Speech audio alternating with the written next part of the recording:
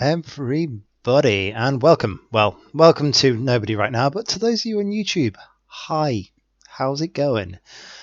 Today we are going to be talking about a bit of fun. We're going to be doing some predictions because I stole ideas. I stole ideas off Rookie One, who did a bit of a breakdown. They've been doing a breakdown of all the Kyber Cup for a little while, and hey Epi, I thought I'd get in on the fun.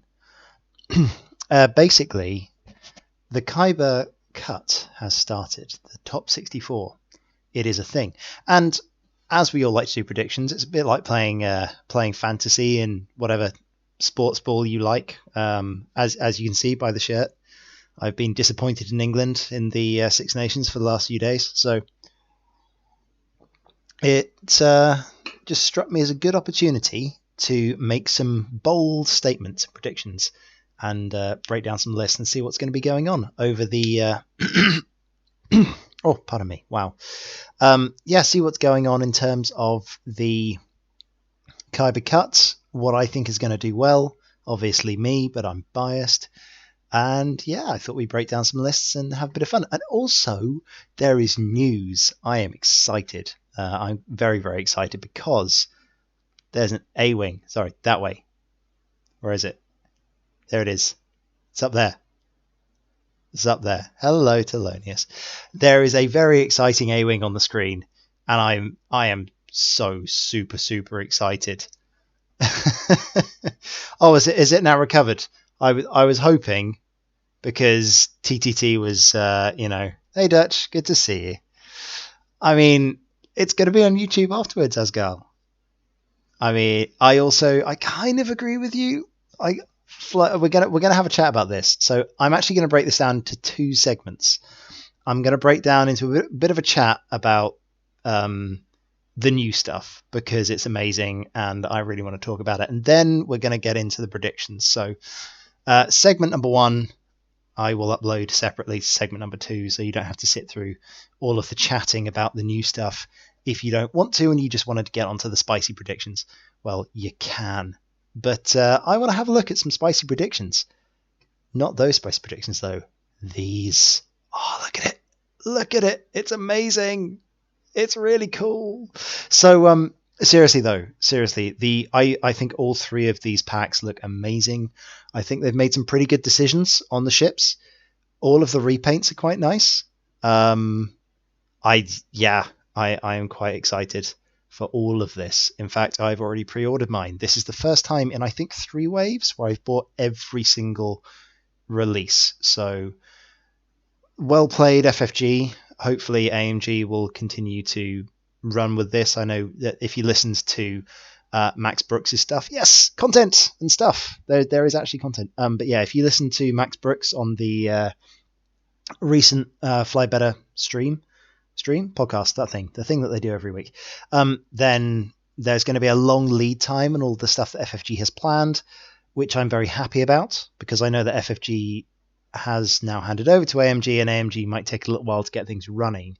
They already mentioned how they have a smaller group of people, so I'm looking forward to them getting some time to get their feet underneath them and everything else. Anyway, having a look at this, first of all, because I am a basic bish streamer and I haven't got votes set up, just type in the chat which one you are most excited for. Like, which pack are you guys the most excited for out of all of these? Because I gotta say, I like my A-Wings. Just if the headline didn't get it for you already, I am so super excited for Finn Excel. I'm sorry, by the way, that you can't see the chat too well. I need to put a background on it. Lots of imps. We got some scum. Dutch and Flyer Mighty. There we go. You're supporting me on the Rebel train. Oh my God. Hera is ridiculous.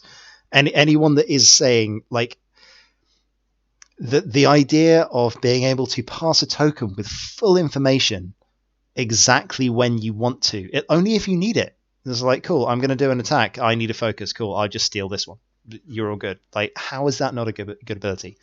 People are sleeping on Hera's ability. And the fact that she's an A-Wing as well at I6, that just doesn't... excitement. Gideon in Interceptor also has me very excited. So I'm not going to do the whole read through. What I am going to do is I'm going to talk about some of the stuff that I am excited for and I think is going to be really, really good, because that's what we do here. We don't talk about scrubs. We talk about the stuff. And this is the first one. Look at this ship. Look at it. It's Initiative 6. It's an A-Wing. And this ability is ridiculous. It's incredible. It's just really, really, really good. Another friendly ship at range 1 to 2 defends or performs an attack. You may transfer, and while it performs an attack. So this, you roll your dice and you go, cool. Did I roll focus results? Well, here's my focus token. You didn't roll focus results. I guess I'll save it for the next ship to attack. And what if those two ships are Wedge or Wolf Warrow? Yeah. Oh my! It is ridiculous. Yeah. Hera in an A-Wing. She is the most amazing. Like, you thought you were scared of Fen Rao and the Sheathipede in 1.0. This ship is going to be game-breakingly good. Heard it here first. I am so happy. I'm flying her with Dash. I'm flying her with everything. I'm flying with... I don't care. Like, it's... Yeah, I agree with you, Daryl. She's worded really badly. You should have had to make the decision before you roll the attack, but you don't. And therefore, she's ridiculously broken. Like, yeah.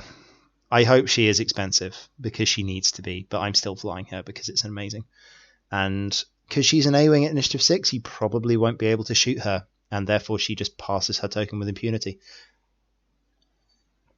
Oh, it feels good. I have gone 2 years with no ace A-Wings, and it's even better than Jake was in 1.0. I'm so excited.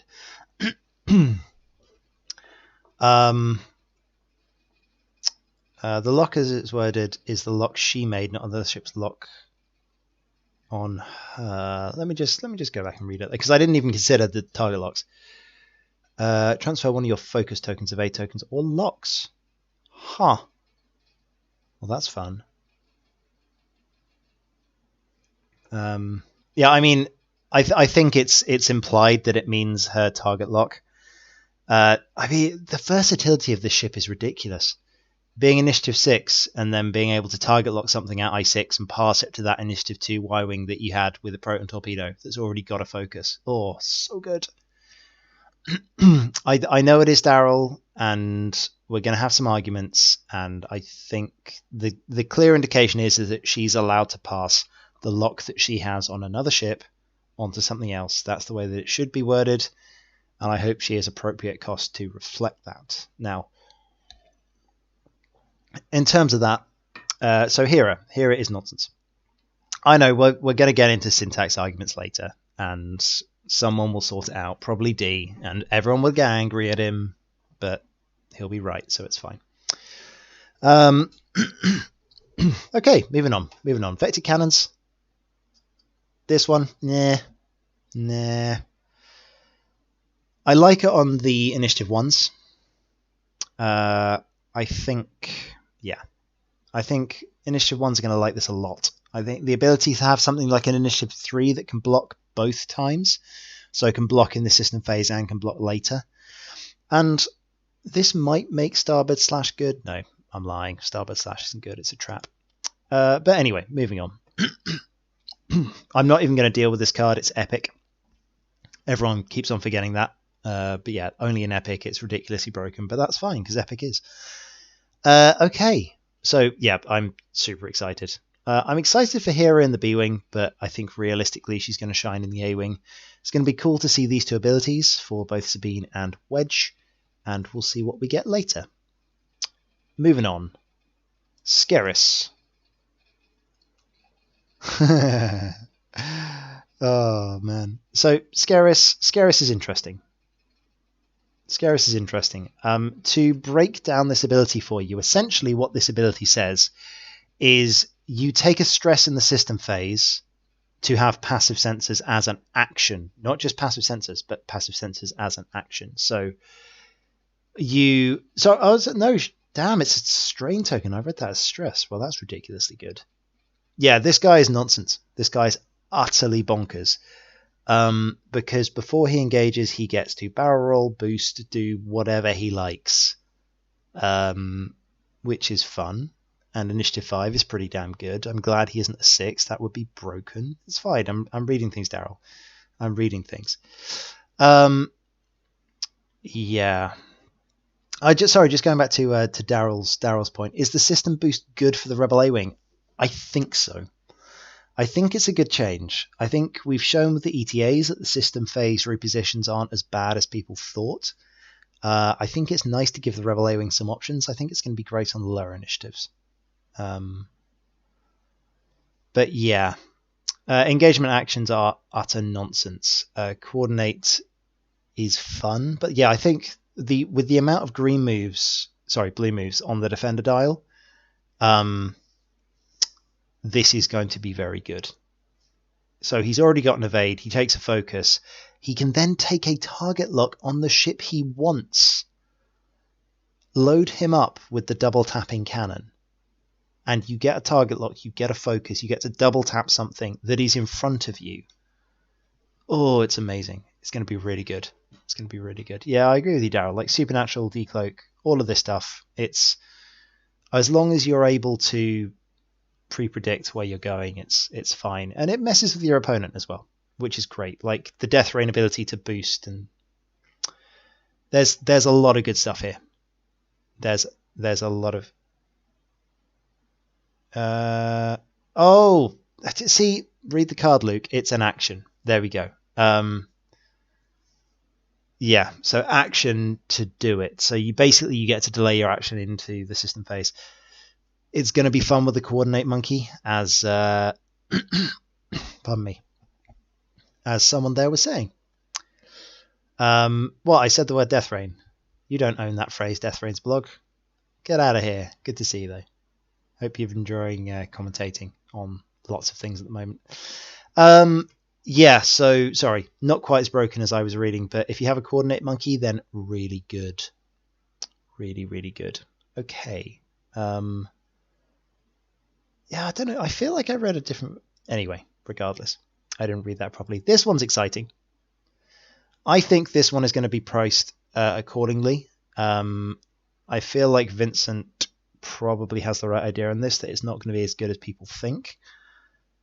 Just like the B-Wing one isn't. But I also think it is still going to be quite good. The if you have a lock is very important. I like it. I think it should stay. It's really good versus low initiative. It's less good versus high initiative. This is where I'm concerned about Volt Scaris, because he just gets to take the lock and do the double tap. Hello, Ken. Good to see you. I think the real interesting thing here is it gives you blue turns. It gives you blue hot threes, which is going to be fun. I think it's too good to be free. I think the defender never, like the good defender pilots never really relied on the eternal K-turns. And I don't think they can underestimate that. I think if you're good with the defender, you don't rely on that K-turn all the time anyway. I would guess the Defender Elite probably, but because it comes with the cannon cost built in, so maybe 2 or 3 points. I don't think it's going to be super expensive, but I think it is going to be expensive. The B-Wing card was 2 points. I feel like this is going to be fairly similar. It has an in-baked disadvantage, but not a big one.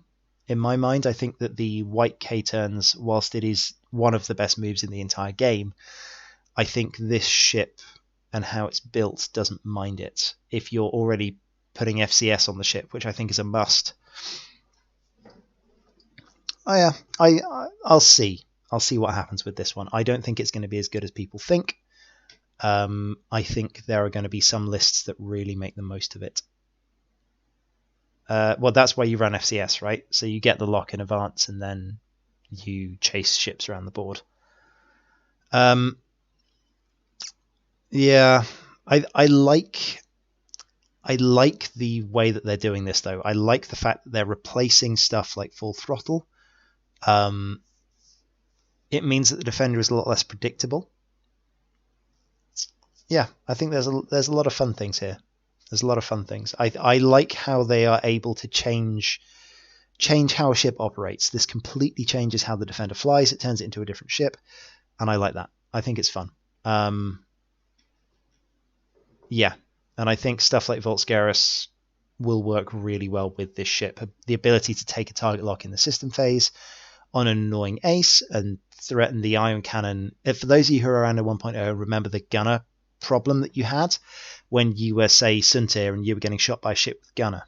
Do you let the single hit through, or do you risk taking, like, basically, if you know you're only taking one hit, do you accept that one hit, or do you risk taking 3 on the next shot? So my view on this is pardon me. My view on this is that I think you're going to get an ion cannon and you're going to get into that problem. Do you accept a single hit from the ion cannon to not risk getting and saving your tokens for the next round is my thinking. And people are sleeping on Vessery with this. People are sleeping on... What if you run Vader and Vessery in a third random ship?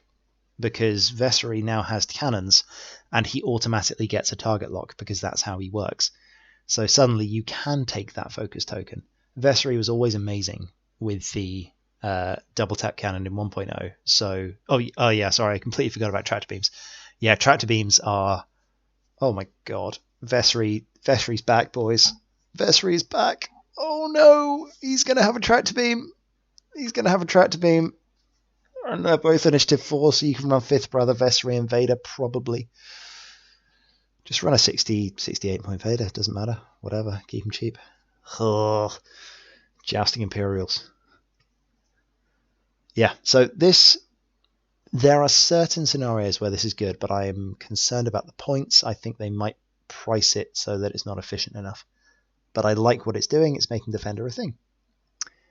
This one is also fun, exactly the same as the A-Wing upgrade, essentially. I like it. I think it's fun. I think you're going to see it a lot on Initiative 1 Interceptors, and I think it might make the Initiative 1 Interceptor a bit more of a viable choice. Yeah, I think it's going to be a lot of fun. Okay, so now we get on to honestly the evil bastard of this, and I'm gonna talk about him first. I'm gonna talk about him first because this one's a problem. This one's a problem. Can you see the problem? Can you see him? It is a really big problem. Oh boy. So, like, yeah, I don't know what to do about this. I don't know what to do about this. Because this is in a faction. He's not so good against swarms. That is the good thing. And I think actually this will continue to bring balance to the game. Because if aces get too good, then Kanan and Fen Rao and Bosk are coming out. Because that's the thing that people are going to fly. They're going to fly Bosk. They're going to fly Fen. Yeah, okay, sure. Tell me that people aren't going to be able to keep a range 3 turret arc onto the ship that they don't want you to shoot. Because I'm telling you now, they're gonna. It's only the turret arc. Yeah, exactly. That's a good thing. As Daryl's got it, you don't need to put the Moldy Crow title on him. You have this, like, what is he going to be? He's probably going to be like 35 points because the Hawks are garbage without their upgrade. You put a 35 point ship in there and you put Maul on him because you make him like 45 points, 46 points. Like, as long as he's under 50, done. You put 2 force points on him and you go, joust me, because you're going to lose. You are going to lose. And yeah, this is a very worrying ship. I hope to hell they get the points right. If they get the points right, it's going to be fine. If they don't get the points right, this is going to be genuinely terrifying, and you should all be scared of it. But we'll see. I have hope, maybe. Yeah, it's going to be interesting. It's going to be very interesting.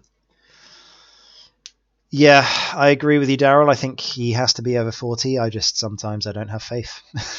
Sometimes I don't have faith. Yeah, I'm mildly concerned, but we'll see. We'll see. I think it's going to be around the same price as Palop. He's the same initiative, and I think his ability is better, but I don't think people understand just how good the ability is. Palob does have the ability to use both the primary arc and the side arc.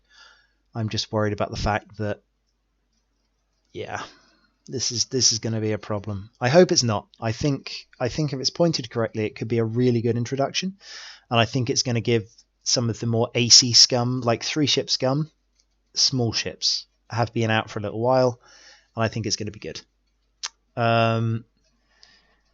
Yeah, I'd agree with that, Deathrain. I'd agree with that, and I think he's basically Scum Biggs. You have to kill him first. And yeah, he's going to make 2-ship lists sad unless they can avoid him. He's basically a ship that you just have to kill first. As for the rest of it, Cutthroat Tactics I don't think is very good. If you would like to see it, there we go. There's the card. I mean, it's nice, but it's a talent, and I think there are basically Fearless exists for Scum, so probably not worth it. This guy, again, probably not worth it. It's a nice gimmick, but meh. And this, I can see it being used on Cavil with gas clouds or debris. I think it's going to... I think you don't use it for the first line, you use it for the second one. Yeah, I can see that working. I can see that working quite well. So, yeah. I like the idea of this. But, and it's a big but, I think it's only useful defense.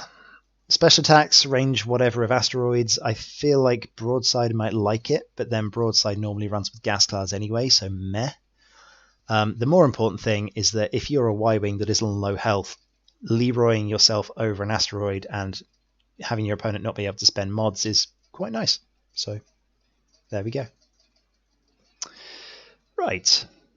I think I've covered it. I think I've covered everything here. So what we're going to do is we're going to have a little break. I'm going to upload this as a separate segment. I will be back in about 2 minutes, so don't go anywhere. And we're going to have a talk about some hot and spicy predictions. It's going to be good. See you soon.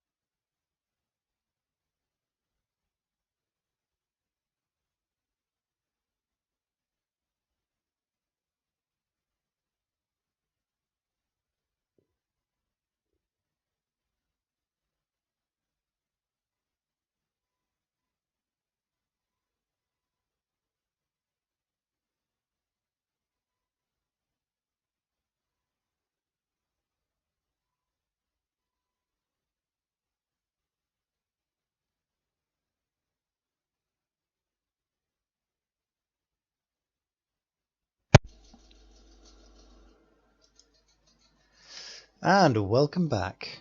Welcome back. We're going to put this on the screen because I like A-Wings. Just quickly checking in on some of the chat there. Yep, you belly run is interesting because it works on your opponent's dice. We are going to be doing the hot takes from the top 64. I feel like I should have stolen another idea as opposed to just stealing Rookie One's idea and doing like spicy food, but I hate getting my mouth burned off, so you know. But yeah, I think, and come on, Dreadeye, like they're a company. Like I tell you what, there's just a quick chat before we get into the hot and spicy takes. Welcome to those of you who are watching on YouTube. We have just had a bit of a chat about some of the new upgrades and some of the new stuff coming out. You should totally watch it because, you know, bump up my views. Woo. But also, I think the new packs are really, really impressive to me, purely from a business standpoint. I think they have managed to find the three things that X-Wing players like. First of those is repaints. All of these have new repaints, so they're appealing to the collectors. Great, good news. They're pretty ships. They've got new paint jobs, especially the B-Wing with the Rebels paint job. It looks cool, and everyone likes yellow, so, I mean, that's a lie, but, you know, I've got the 186 thing, so there we go. But yeah, so I think that's great. Next thing they're going to do is they're allowing people who are new to the game to get involved, right? They are new to the game. They are chucking in some easy to pick up ships. I mean, honestly, with a core set and one of those packs, you have a 200 point list. So if you buy one of those packs, you buy a core set, done, right? And then if you go for the final thing, if you look at tournament players, hello, well, we're going to buy them because we want the shiny cards. And if you're grumpy that they put a really shiny card in a £50 pack or $75 pack or whatever it is, then sure, trade with your friends. Share some money, buy one each. Yeah. It's. I think at some point you have to go. Okay, they are a business; they have to make money, and I'm glad they're making it work. So there we go. If you really hate it, then sell the individual ships to one of your friends, and I'm sure you will make back more than you spent on the cards. So anyway, I feel like we should get on some takes. Shall we get on some takes? Let's get on some takes. I mean, it's my opinion. Take it or leave it. Let's get on to. So I love Excel, and I did this because it's fun. I did a whole thing. So I'm gonna zoom in on it a little bit. I'm gonna zoom in so that you can see it properly. I got to admit, I stole the template. I couldn't be bothered to do that. Like, take that long to do it. Let's do some hot takes. So what we're going to do is I'm going to flick in between this one and I'm going to flick in between this and the lists. So you can see we have all the Kyber Cup lists here so that we can have a look at some of the lists and then we can go from there. So actually let's open that. Let's open that. There we go. Can I zoom in on this? Yes, I can zoom in on this one. Good. So yeah, we'll go through. We'll have a look at some of the lists, and yeah, we'll have a look at some of the hot and spicy takes and who's going to win. I'm going to do a couple of things here. First of all, I know a lot of you. I spend a lot of time in this community, and I know people. Like, I talk to a lot of people in a lot of different places. If I predict that you're going to lose, sorry. This is going to be based on a couple of things. It is mostly going to be based on the list matchup. In certain situations, I have played both players, and then I can actually say, well, I think this person is better than this person. I will do that. Please don't be offended. Prove me wrong. There we go. Go ahead and do the thing. So if you think that I'm wrong and you're a better pilot, then amazing. Call me out. Do the hot and spicy take later and call me out. So that's just the thing. So I'm not playing favorite here. I'm attempting to go based on mostly the list and how the lists match up. And then there are going to be some where I'm just going to flip a coin. I also really want to shout out certain matchups because I think there are going to be certain games that are super, super, super good to watch. So if you get the opportunity to look back at one of those, or if one of those is streamed, I reckon some of these are going to be some super, super good games. We're going to try and get all the way down to who I think is going to win. If we're like if we're running ridiculously late, then I might cut it after the second round, and we can come back to another one of these later. So there we go. Am I going to predict myself to win? I suppose that's the other question I should ask. Hey Phil, good to see you. Yep, absolutely Death Rain. Absolutely. I hate everyone, and that's all fine. So yeah, let's go and have a look at this. Oh yeah, that was it. Now, am I going to predict myself to win? Don't know. I am going to do the same for me. I'm going to have a look at my matchups, and I'm going to have a look at whether or not I think I can win them. If I don't think I'm the favourite to win it, I will not put myself forwards. Obviously, I believe that I can win every single game. Otherwise, I wouldn't be playing this competitively. But if I'm not the favourite, I will not be putting myself forwards. Plain and simple. So, okay. Let's have a look at this. Also, last thing, I really do think at this point, all bets are off. I think in an event this big, going 6-0 doesn't mean anything. I know that Rookie 1 put a lot of weight on the people that went 6-0. I think going 6-0 in a big event like this is just as much matchup luck as it is how well you play. So I'm not going to go back and look at all those previous matchups. So when I have a look at these, it's like, okay, this person went 6-0, awesome. They did it because they're a good player, but they also probably did it because they got the matchups that allowed them to do that. They didn't hit a hard counter, or etc., etc. So I am not going to put that really, really big kudos on someone for being King of Swiss. Congratulations, Tom. You are King of Swiss. I also know that Tom has a really good habit of being King of Swiss and then losing his first matchup. So we're going to go to that. Anyway. So yeah, let's have a look at this. Let's get ourselves started. Tom Reed versus Ashok. These two know each other. They've been playing in the UK competitive scene for a very long time now. And this, if you get to watch a game, watch this one. I need a way. I'm gonna highlight it if I think it's gonna be a good game. Let's highlight in green.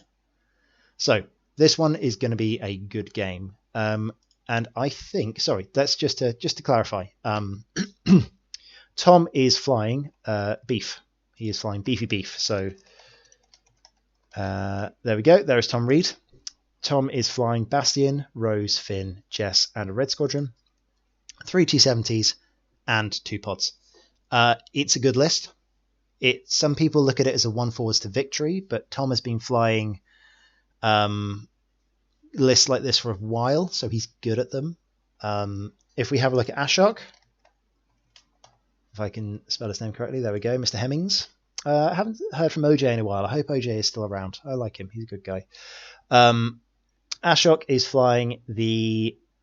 I'm not going to say it's a worse version of the Repo list. Obviously, I'm the only other one that made it into the cut with the Repo list.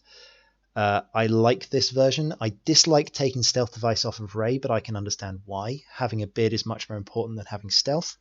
I did a bit of meta browsing recently, and I think 190 is a good place for a bid. You win about 98% of the matchups, which is good. And proton torpedoes as opposed to advanced protons is a real big boon for Poe. This is a expensive Poe. He is fully operational. I think running on 194 would be a mistake, so if you're going to lose anything, the stealth device is the optional upgrade. Personally, I would have taken off Black One, but that's my choice. Yeah, very scary Poe. Proton torpedoes, Black One, you're never catching him. He is out into the distance. And for that reason, I am actually going to predict Ashok will win this game. I think that... Yeah, I think that based on the... That's going to be annoying. I don't want to wrap text there. There we go. Yeah, I think based on this matchup, I played it against Starvold. I know that Tom is a very good player, but I think that these guys are on the level. They're about as good as each other. And I think that Ashok will come away with this. Mainly for the proton torpedoes on Poe. I think he will be able to pop a ship at long range, and then whichever ship is left at the end, Ray or Poe will win this game. Yeah. It is, isn't it? It's brackets for X-Wing. We are doing the sport thing. I'm attempting to be a sports commentator. I know a lot of people will look at this and go, well, Ray's just going to die. she's just going to get shot by the swarm. But that's if you fly this list well, which Ashok does.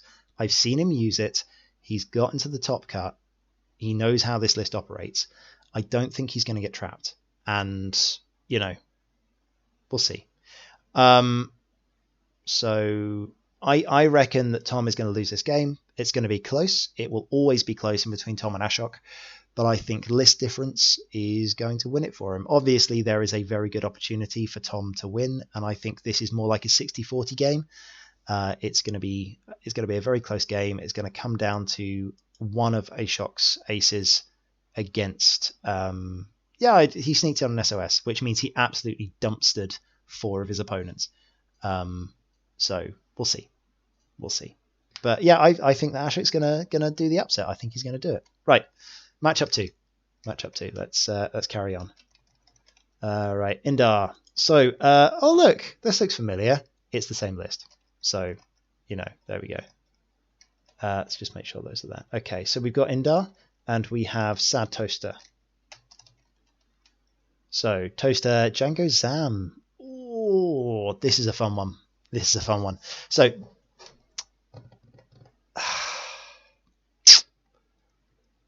I am tempted, Rookie One. I am tempted, but I think if you ping it over to me, it might be a lot easier.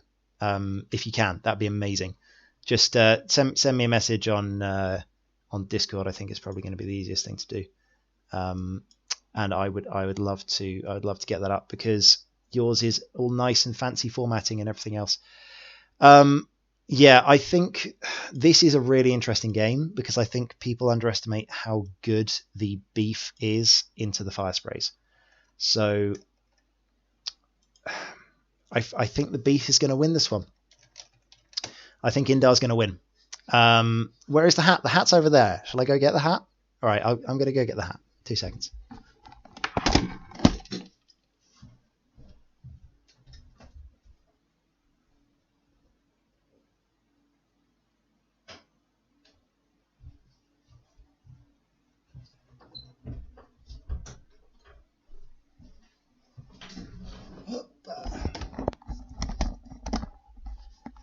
There we go. Shocking as it might seem,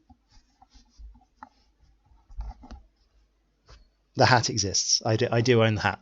There we go. So go full out. There we go. See, I'm just disagreeing with you. I feel like I know Dread-Eye. I don't want to, like, I'm enjoying the disagreement. Keep up the flame. But no, I think I'm going to go out on a limb and say that Indar's going to win this. The double fire spray is really good, but it can't kill ships quickly. And I think what's going to happen is that this resistance beef is going to be able to slowly chew down the fire sprays, which is Toaster's list. So he's got dual thermals. I don't think thermals are enough. I don't think thermals do enough damage. So yeah, I feel like this is probably going to be a win for the resistance here. I think. Oh yeah, I'm going. So I'm going to do the whole 30. I'm going to do the whole 64, and then I'm going to move on to the 32, and then we'll get there. I think so for Ashok versus Indar, I would again back Ashok. It's exactly the same lists. I don't know Indar, but I doubt he's going to be better at flying it than Tom, because I know Tom Reed, and I know Tom Reed is a very good pilot, so I'm going to give him the same kudos. If I thought that Ashok was going to win against Tom, I think that Ashok is going to win against Indar. So there we go. All right. So let's have a look at the next one. So I think Indar's going to win that one. Bedwoods 7 and James Harton. Right. Okay. Oh, this is fun. Dengar, Bobber, Sunny. Sunny's annoying. Won't do too much. And what was the other one? Bedwoods and James Harton. Oh, okay. So again, we got more beef. You got Zari in there with thread tracers. That's an interesting. So okay, Bedwood, Dengar, Bobber, Sunny. I'm tempted to put my money on the Bobber monster here. Yeah, I've played Indar before.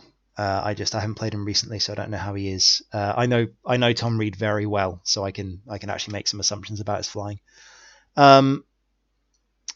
Amazing, thank you, Rookie. I will just grab that up now. Let's get the proper PowerPoint up, as opposed to here we go. Let's do this.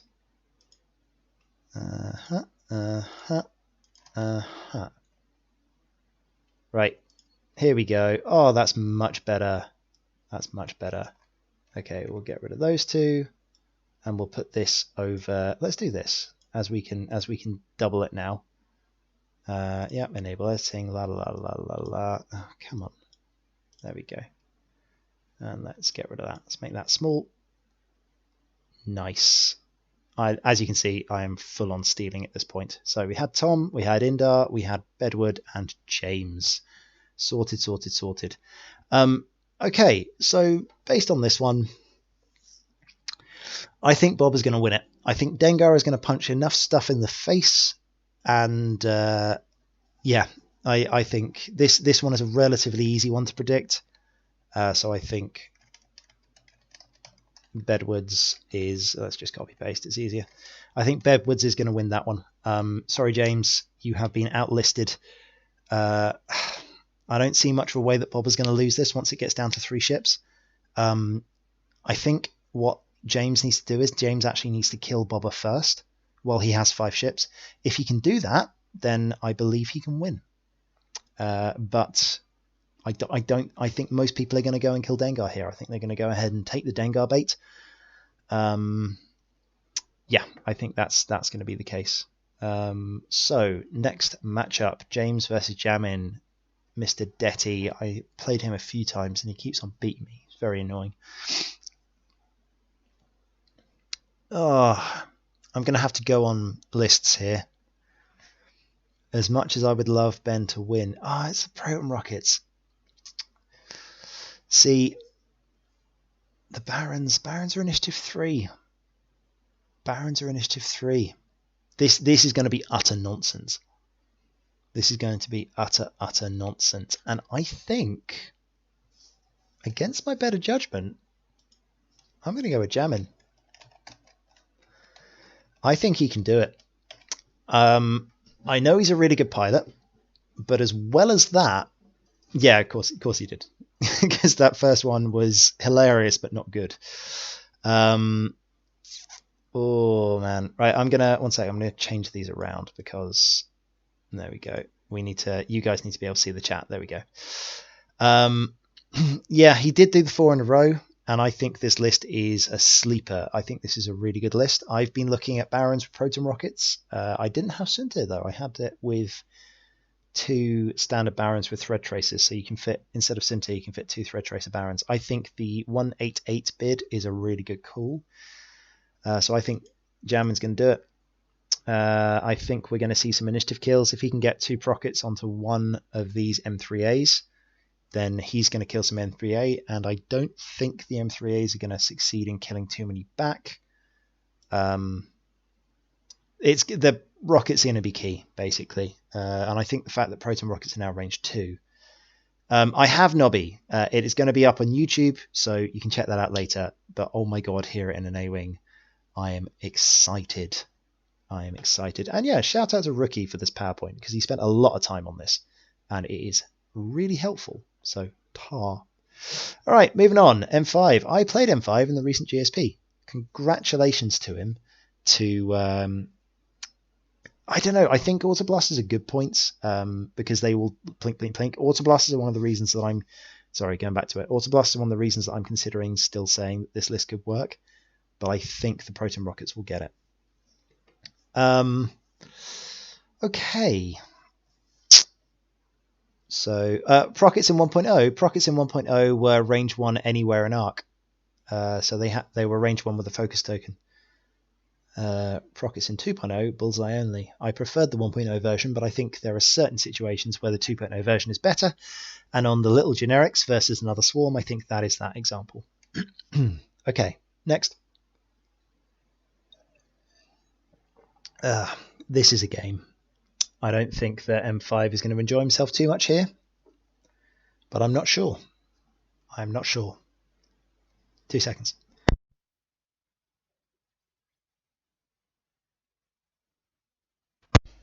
So, this is a really interesting game. This is really interesting. So, Poe and 3 A-Wings versus the double sprays. Oh, it's a hard call. I think I'm going to lean towards the Resistance, and the reason being is this little guy down here, Intimidation Merle. Because Intimidation Merle is a pain in the ass. As he has the bid, and I think the bid is really important here, I think Zam is going to die a hideous and painful death. I think Zam is going to get proton rocketed in the side, and I think that Merle is going to get the block off because Zam jousts things. I think the key here, so Marcheva, I think, as he is Polish, Marcheva, I think what's going to happen is that if the block, and this is a really big if, because 2 things are going to happen here. M5 is going to miss the block. The fire spray are both going to shoot him in the butt, so from butt cannons, and M5 is going to lose. Alternatively, Merle's going to get a couple of blocks off, and the fire sprays are just going to explode. So I'm going to trust M5. I'm going to assume that he can fly his list well, and I think he's going to win this. It's going to be close. This is not an easy game. This one I'm going to highlight. This one I think you should watch if you get the opportunity. I think this is going to be a great game. It's going to be over fast, or it's going to be, basically, if this is a long game, the fire spray is going to win. If this is a short game, he's going to win. But I think it's definitely going to be worth watching. So, oh, sorry, there was XTC questions. Was there? The Sarge, where is the Sarge asking? Oh, hello Sarge. So, if you would like to learn more about the XTC, the XTC is an amazing competition. It is the International X-Wing Team Tournament. It is going to be online this year. We are ironing out the details. Essentially, at some time in the summer, there is going to be a big event with country teams, so England, Ireland, Northern Ireland, Scotland, Wales, from the UK because we cheat, but also like all the countries around the world.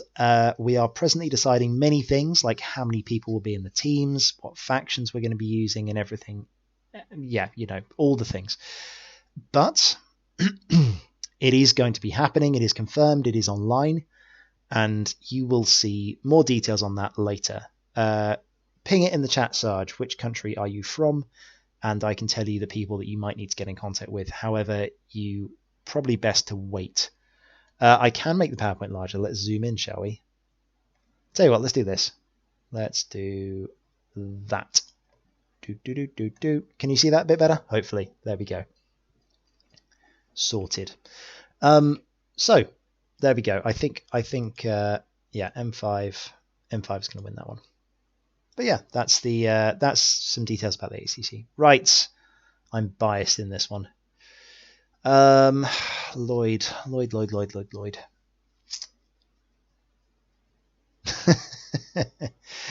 USA. Yeah, who's in charge of USA right now? Marcel is the best person to talk to, Mr. Manzano himself. But I'm sure he's going to be posting out some details. Anyway. So, this one is fun. This Jedi list is better than it looks. It's better than it looks. There's a couple of sneaky tricks in here. Chopper is one. Luminara plus Chopper is utter nonsense. I hate it. It's great. It's amazing. R3s as well. So double target locks on these annoying buggers. And they've got the force to back it up. They have a lot of health. I'm going to trust in Lloyd because I've seen him fly. I've seen him win a couple of really nasty swarm matchups. And I think he's going to be able to keep his distance. There is a lot of horrible 180 arcs on this, but I think he will be able to keep his distance. I don't think this is going to be a good one to watch. It's going to be slow. It's going to be drawn out. It's going to be careful. If you like that kind of game, fantastic. You'll really enjoy it, but I don't think this is going to be a exciting X-Wing game. It'd be a kind of game that I would love to see, because that's kind of the way that I fly. So fingers crossed, and shout out to Lloyd for having the European flag there. We miss you, Europe. We wish we were still there. So Naked Wookiee absolutely has a chance to win this game. I think the chance is going to be trapping a Jedi in a corner. If he can do that, he can win. Next, Chris Patrick. He was the guy to beat me. Aha, evil. Yep, Chris Patrick beat me in the Swiss. He was the one that I should stream it. Well, we'll see. If I have the time and Lloyd wants me to, we'll see. Hopefully, I mean, it'll probably end up being on Veteran Instincts, because, you know, Lloyd and Paul do have our own 186th YouTube channel, not just mine. But we'll get there. We'll get there. Right. Yeah, shout out to Singapore. Meng Ti Tang from Singapore. I love the Singapore peoples. They are really, really nice. Obviously, for those of you who don't know, Ben Lee's father, Ben Lee, European champion, 2018, 186 fame, plays his Warhammer and was part of the ETC Warhammer team, I believe, for Fantasy from Singapore. Obviously, Singapore hosting ex-national champions and everything else. Justin Farr, shout out. Of course you do, Nobby. All right, so let's get down to the lists. I'm wasting time. And the Singapore alt-arts are amazing. Right, Chris Patrick, 4 Epsilons. He swapped out an Epsilon for the Sinar, which is really annoying. Hondo in the Shuttle is also great. And I think Hondo in the Shuttle is in a really good place here because he can both coordinate and jam the Marauders that don't matter. So as long as he can get a good engagement, I feel like he can start jamming Marauders and just coordinate Seavor, because Seavor never does anything. So just coordinate Seavor or coordinate the Hawk, because he's already got 2 focus tokens, so what does it matter? I think this is closer than it seems. I think Chris is going to win, but I think this is closer than it seems. I think Torquil is not going to be used very effectively here because the entire list shoots before the FOs anyway. And I think that's the path to victory for the Kirax here. I think people underestimate how good Seavor is, because I think they're going to initiative kill a ship every turn. These Kirax are going to kill one of those foes every single turn, and then they will turn on the Sinar. I actually think it's a mistake to shoot Malorus first. You can pick on Malorus whenever you want to. He's very slow. He is easily killable. I think you have to get these FOs off the board. So, based on all of that, if Meng gets dice in his favour, he will win this game, but I don't think he's going to. I think the green dice of the Epsilons are probably going to come through. The real question is how well Chris can roll his evade dice when he doesn't have a focus token. So, yeah, I think that's the question. I'm going to go ahead and believe in Chris here. Purely because of the weight of firepower. I think the Kirax are going to kill 1 and then they'll lose 1 back. If that keeps on happening over a couple of turns, then I think the Silencer can probably win it. I don't think that, because the FOs are so cheap, I don't think that they're going to kill enough. And I think if this game was to go for a long time, I think the Scum would win, but I think they're not going to play fast. It's going to be a swarm game. I think this is going to be something like 100 to 80, betting on the First Order here. I think that's what's going to happen. Yeah, so we'll see. I think this is the closest prediction I've had so far. This one is going to be a dice game. This one is going to be a coin flip. This is not skill based. Well, it's okay. Assuming competency from both sides, this is not skill based. If you assume that one of them gets a good engagement and the other one doesn't, then sure, it's skill based. But if Chris blocks all of the Kirax, then he wins the game. There we go. But that's assuming that Meng is a bad pilot, and I don't think he is. So I think that both of them will get a reasonable first engagement, probably at range 2, and then it's going to come down to dice. So there we go. I think that's what's going to happen there. Oh, we went too far. Funwalk! Hello, Funwalk. All right, so this is going to be nonsense. I'm going to highlight this one because everyone should see this game. It's not going to be a good game. It's going to be awful, but I think everyone should see it nonetheless. All right, where are we? We want to go highlight font green. There we go.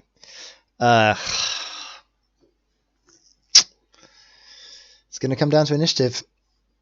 This one's awful. I'm gonna speed myself up. I think that Michael is going to win this. I think that Michael's going to win this. The reason I think Michael is going to win this is because shots on target. Those Wookiees are going to be able to consistently get shots on, and I think the reinforce is underestimated. I think the X-Wings are not going to do as much damage as you think they will. This game is also going to come down to red dice, but I believe that the Wookiees are probably going to get it, because as we go towards the mid-game, the Wookiees are going to consistently get fire. So sorry, Funwalk, I'm going to bet against you on this one. I hate Wookiees, and they're really good. I would like you to beat them, though, because Wookiees are better for me, worse for me. So there we go. Yeah, I'm going to bet on the Wookiees. I don't want to. I would like Funwalk to win. I think Funwalk can win. But if we're just basing this on how I think it's going to go, yeah, I think the Wookiee's going to win. I actually think that the shout out to Rookie, I think Rookie, you were wrong, and Funwalk should pass the initiative in this game. I don't think blocking is as important as not getting shot, and I think being able to boost out of arc and around the back of the Wookiees is much more important to set up a good first engagement. So I think if Funwalk takes the initiative, he is making a mistake. So that's the other reason why I think that Michael's going to lose. Michael's going to win, sorry, is because I think Funwalk's going to take the initiative to stop the reinforces, and I think that he's going to get out-positioned because he doesn't have information. Cool, moving on. So that was that one. We got through 16. Oh god, we got a way to go. Let's carry on. Maxime! Let's go all the way up over here because these guys have done it in a weird way, I think. Is that right? Let's... Yep, they've gone it. They've gone this way, haven't they? Okay. All right, Max. Yeah, BB droids. Like, he absolutely passes the initiative here. He wants to move second. The BB droids are amazing. Right, Maxime versus Jason. These bombers are scary, but I don't think they're that scary. I mean, there's basically, this list is better than it looks. The traces are the key. If he can't get the target locks off, then obviously he's in trouble. I actually low-key really like this Chewie list. I think this Chewie list could be really good. The Reds are going to out... Basically, again, Jason gets to choose the engagement here. This is going to be one of those times where I go by pilot. I think that Maxime, to have gone 6-0, he's got some reasonable matchups, but also I don't think Chewie is all that good. This game is going to come down to whether or not Chewie can stay alive. He needs to feed the red squadrons to the bombers and do as much damage as humanly possible. I think the bombers have too much hull, and therefore I don't think we'll lose. I think this game is going to come down to points, and the fact that you have to kill 3 bombers. You have to kill 3 bombers to make back the points of those 2 X-Wings and Rose. And I think the X-Wings and Rose are going to die. And then I don't think that the Resistance is going to be able to kill enough bomber. So I think the bombers are going to do it. I think. Because if... I want to say, like, as a Falcon player, I want to say the Resistance is going to win here, but I have very little faith in other people flying Falcons, so sorry, Jason. I'm going to go for Maxime here. I think that's probably going to be the way it goes. So we'll see. We'll see. I would like Maxime to lose it, honestly, because I love this list. Sorry, Max. Love you, really. But I like this Resistance list. I think it's a really good list. I just think it's hit too much beef. If it wasn't bombers, if it was if this was a sick list that the Chewy list was up against, I would actually bet on the Chewy list, because I think that with the variable agility dice, you'll be able to kill them quicker. The bombers just have too much hull, and I think that they won't be able to deal with that. Concussions are a problem as well. That is an issue. 2 sets of concussions, thermals. Yeah, we'll see. But I think Max will probably get this. Oh, this one. Having played Starvold in the final round. Interesting.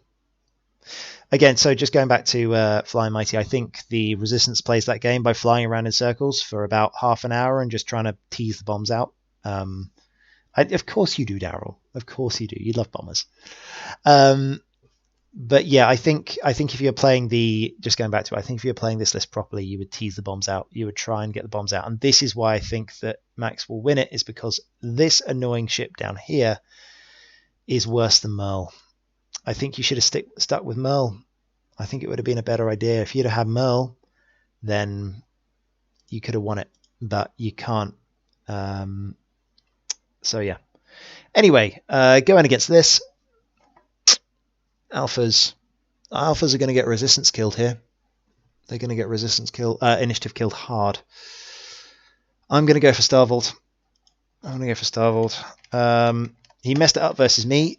If there is a thing that man knows how to do, it's 1 forwards to victory. He is a very good beef player. He just didn't expect Ray to do the thing she did.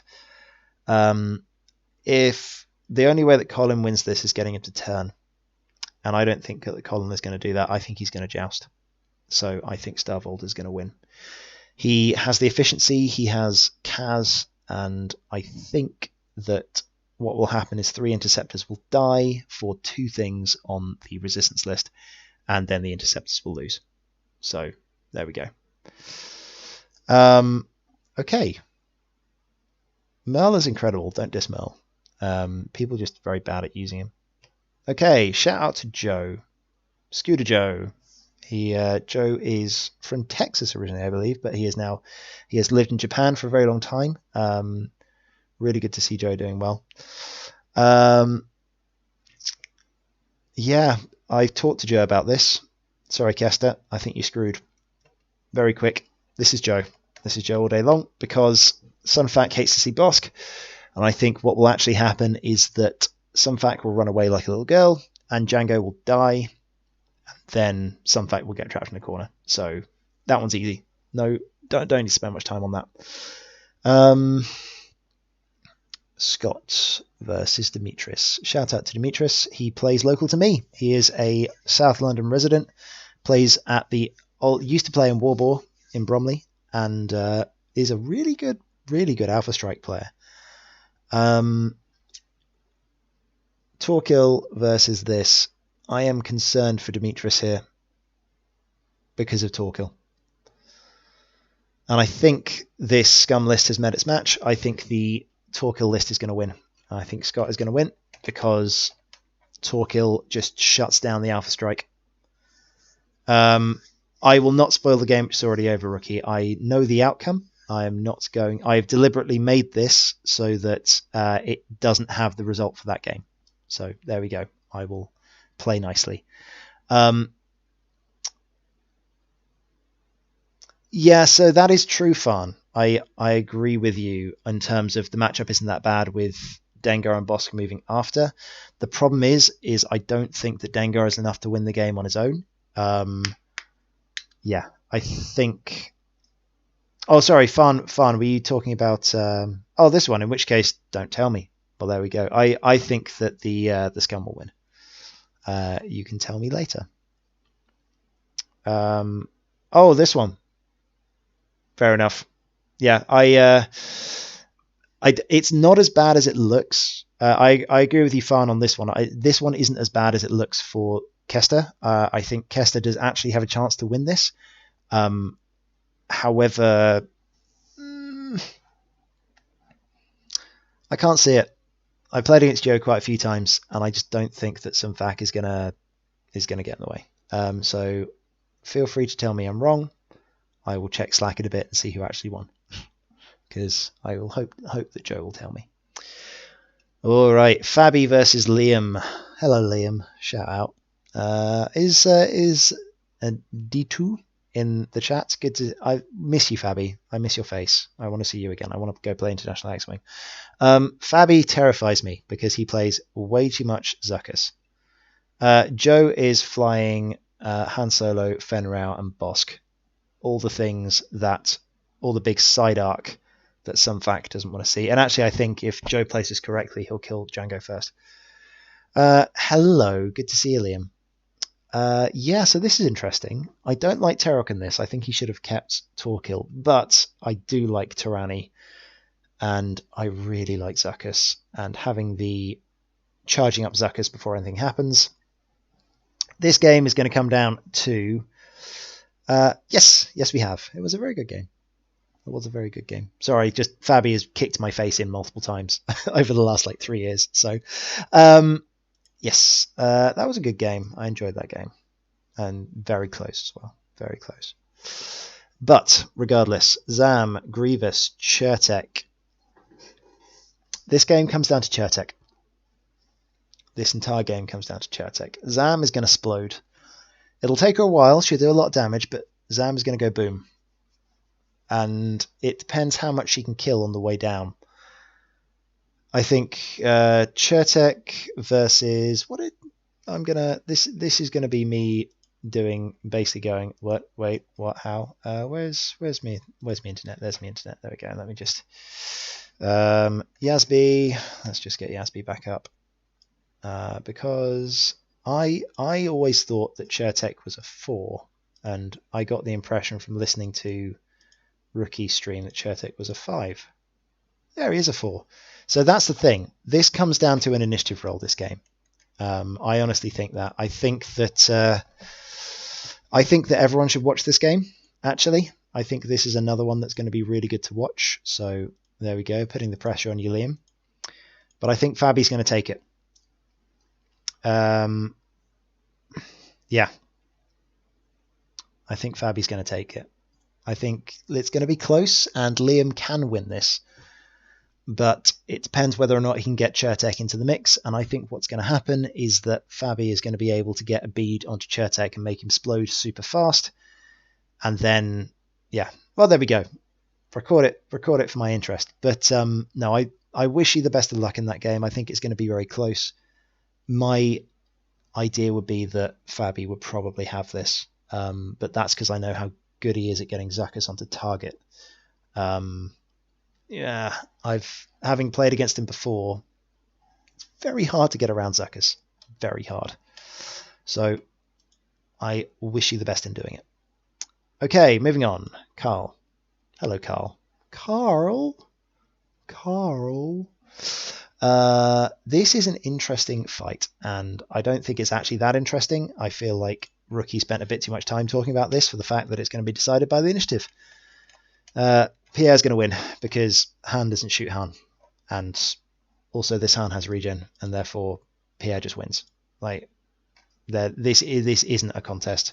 This is going to be over slowly. It's going to take a long time, but it will be over. I don't think Arvel in Intimidation is going to get anywhere near Han. I think he's going to die from Wedge Monster when he attempts it, especially with the Afterburners. What's probably going to happen is that Wedge is going to kill Wedge. There's going to be some hot and spicy Wedge on Wedge action. I imagine that Carl's Wedge is going to die in a single round because Pierre's Wedge is going to have a focus and a target lock, and he's going to Afterburners, and then Han's going to shoot him as well. He's just going to be a bad time. The Wedge on this side of the board or the Arvel on this side of the board is just going to go poof, and I think that Pierre is going to stomp this one. I hope it's a good game because this one is fun. This Han Solo is fun, but this is better. So, sorry. Quick game. Okay, Mr. Williams. I think this is a really interesting game. I'm going to disagree with Rookie's analysis as well. I think Oliver's going to win this one. Because I don't think the FTC is going to do that well. I think Asajj is going to get initiative killed. Lando doesn't do enough. I think Lando is very bad. Lando is a trap. I keep on trying to use him. Yeah, like, I just don't see it. I don't think the force transponders are going to work well enough. The academies are just going to murder Bosk, and Ollie's going to win it. I know that Remy is a very good pilot, but I think you've got list screwed. Yeah, I think this is a very bad game for the Scum. Yeah, I think the stress control is just too good. It's going to hurt. It's going to hurt really, really bad. So, moving on.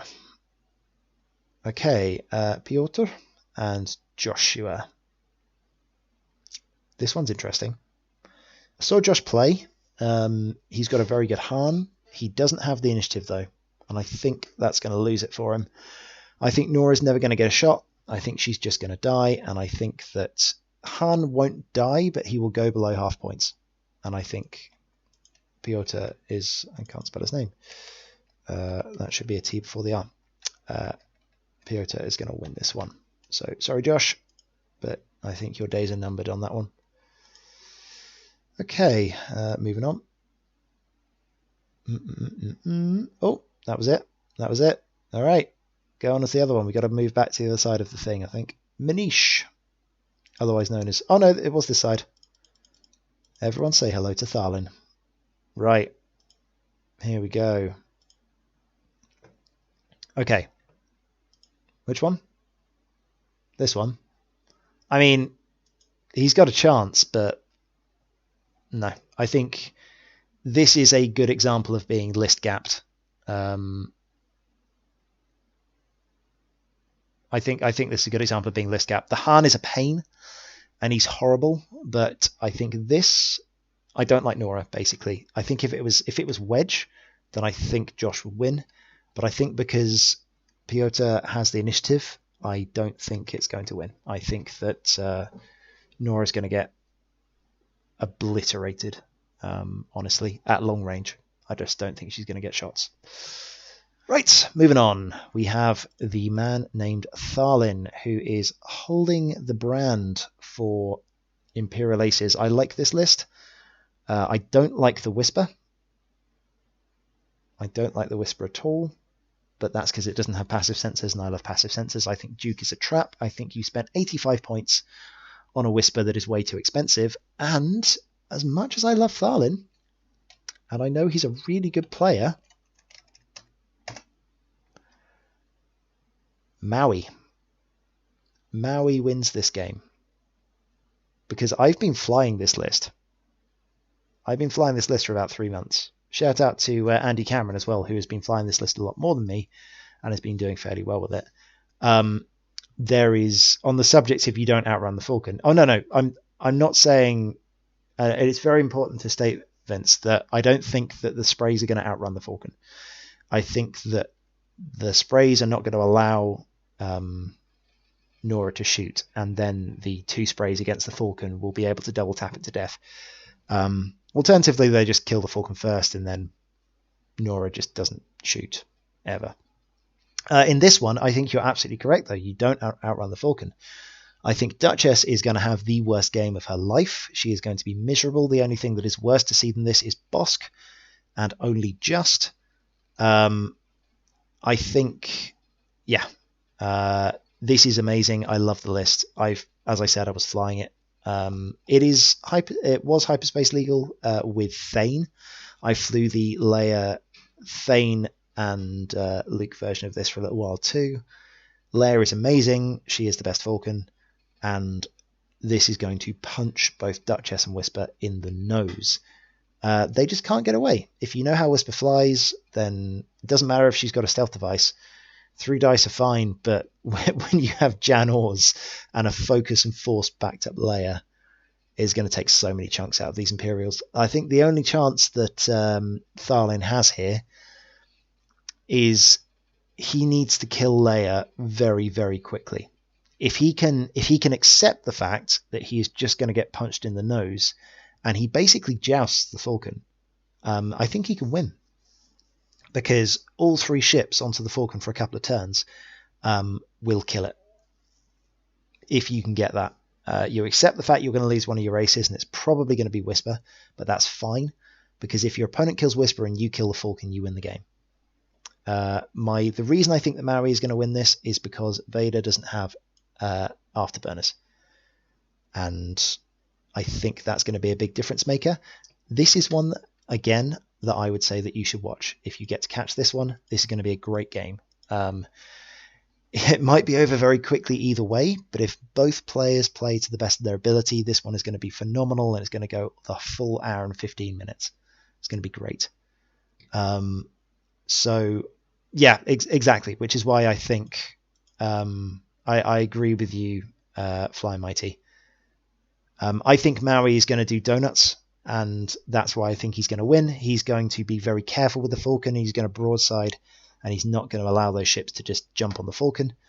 If anything, he's going to feed them Jan. Jan and Luke are going to go in as a pair and just say, this is where you're not allowed to be, and then the Falcon is going to hit them with the broadside and win the game for them.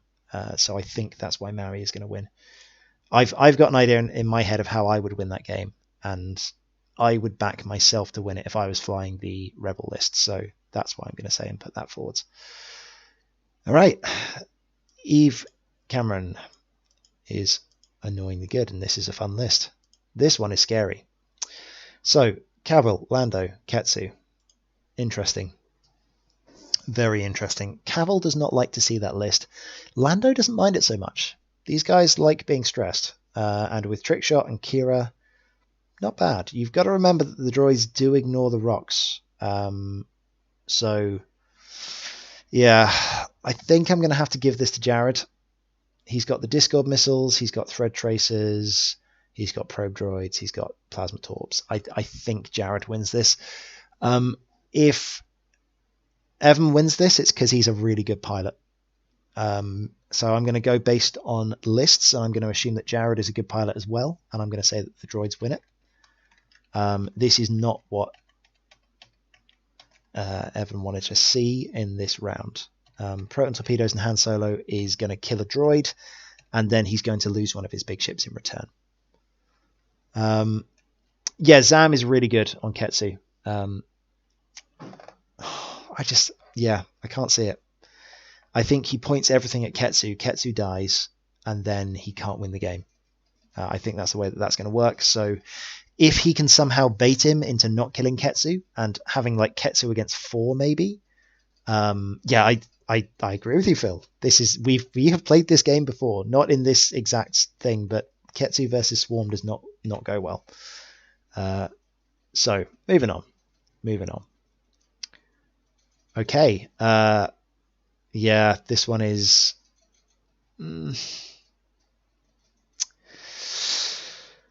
I think that this is an easy bet.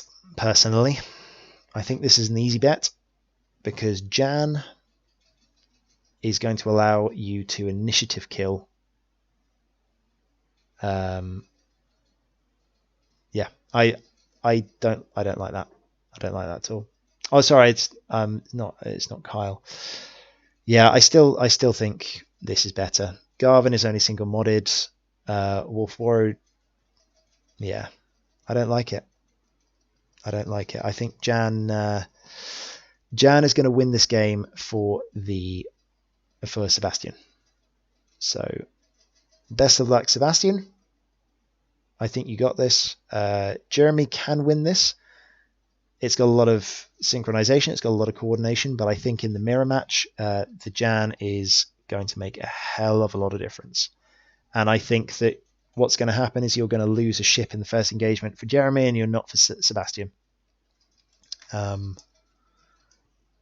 Proton Torpedo helps, but it's basically if Jeremy wins the initiative roll and allows Sebastian to go first, Jeremy has a chance.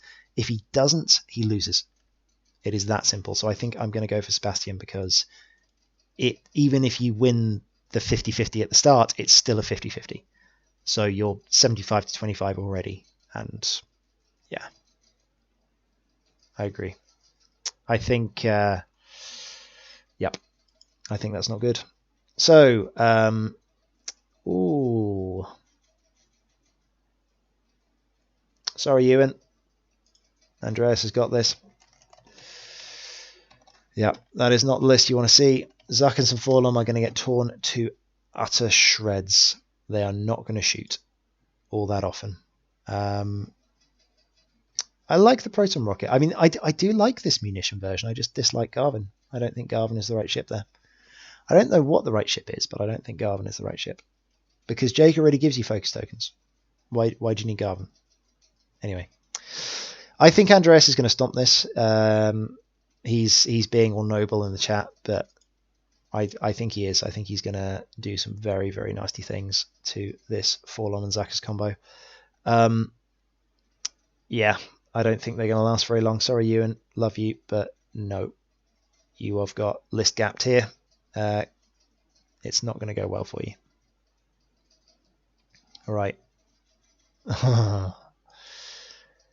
All right, this is interesting. This is a genuinely interesting list. Obviously, Bartosz, he is watching as well. Shout out Polska X-Wing. So let me break this down properly. I love Bartosz's list. It's really fun. I'm considering flying it. I don't think I'd fly... I think I'd swap it. I think I'd have the ETA Obi and the Anakin in the Ether Sprite because I like having the double reposition at Initiative 6. That's my personal preference. I love Rick, and the regen on Rick is really, really good. Having a look over here, this is the very similar version as the Luke list. Basically, this is the reason why I prefer Leia. If you have Leia, you can fit Luke in there. If you run Lando, you have to put Nien Nunb on him. At which point you don't have the points to have a better second ship. So I think the difference here, because this is a very similar matchup, and I think it's good to understand why I think Bartosz is going to win this. So I'm just gonna copy and paste him in. Purely based on lists, not based on pilots. If you have a look at the previous matchup with Maui versus Tharlin, Tharlin has Duchess and Tharlin has Whisper. Those ships are not able to take the hits. They have 2 agility dice. I know obviously Whisper's got a stealth, but that will break with Jan. What's going to happen is that the Empire don't have double repositions. They don't have the ability to get out the way, and they also don't have the ability to take the hit as well. Vader does, but he just can't reposition, so he will die. This Jedi list has both. It can take hits, and it can... I mean, Obi-Wan is screwed, but that's fine, because Anakin will win the game for you. He's got a stealth device, he's got R2-A7. He's never going to be in a position where he's going to take that much damage. And Rick Ollie is just going to be the big fat distraction that just like, please shoot me with your Jan shots. And then he'll just run away and regen. So I think Bartosz has this. What's going to happen is that he's going to run rings around Thane and Jan, and then he's just going to ignore the Falcon and win on time. So I think Bartosz is going to get this one. Moving on. Okay. So rookie, it's time. He's got his own one. This is interesting. All bombers, prox mines, borons, discords, probe droids, plasmas, tracers. Only 2 plasmas. Only 2 plasmas. 2 plasmas is a problem, but I think it has the hull. I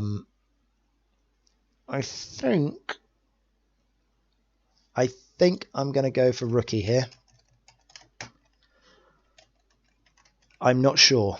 Again, I'm going to put this in green. I'm going to put this in green. I'm not going to put Bartosz's game in green because I think it's going to be a slow one. It'll be a game that I enjoy. Yeah, to be fair, I agree with you. Blount's a lot of fun. I mean, Blount killed my Vader, so fair play. Damn crack shot. Yeah, I think the droids are going to get this, and the reason that they're going to get it is because they have 5 hull and 2 agility. I think they are too tanky, and you're going to end up trading ships. The droids are going to kill a ship, and the rebels are going to kill a ship, and then maybe next turn they kill 2 ships, but by that point it's going to be 3 bombers against 2 rebels, and it's not going to be the 2 rebels that you want in an end game against 3 bombers, because Wedge is going to die, and then Wolf Warrior is going to die, and you're going to have a Z95 and you're going to have a Y-wing against 3 bombers, and that's if the rebels get good shots. So yeah, I think Rookie wins this one. That isn't too hard to work out. Shame for Harris, but I think that's the way that goes. Oh, this thing. That list from Hagewood is disgusting. It is awful. It is horrible. And I don't know who to predict. I think it has to be Hagewood. But Dan Attlee, this is a really good list. I don't like the U-wing. I think if the U-wing was something else, I might like that list a bit more. I think what I would do is I would change Arvil for Jake. I would change Arvil for Jake, and then I would change the U-wing into something aggressive. And if that was the case, I think Dan could win. But I think it's too immobile. I think Wedge doesn't have the ability to get a boost from a focus and then get out the way. So I think what's going to happen is it's going to joust, he's going to kill 2 ships, and then he's just going to explode. So I think Will is going to win this one. Sorry, Dan. You got list gapped. And Michael Nowak. This man is very good at Rebels. I had to play this guy in the top 16 of the World Championship. So shout out to Michael. I think in this is one of the games where 12 points of crack shot is a good thing, because if anything is going to win you the game, it's going to be the crack shots and just one-shotting Inquisitors. I think if Wedge just rolls in and goes, screw you, get off my board to one of the Inquisitors, then you can start thinking about winning that game, but only then.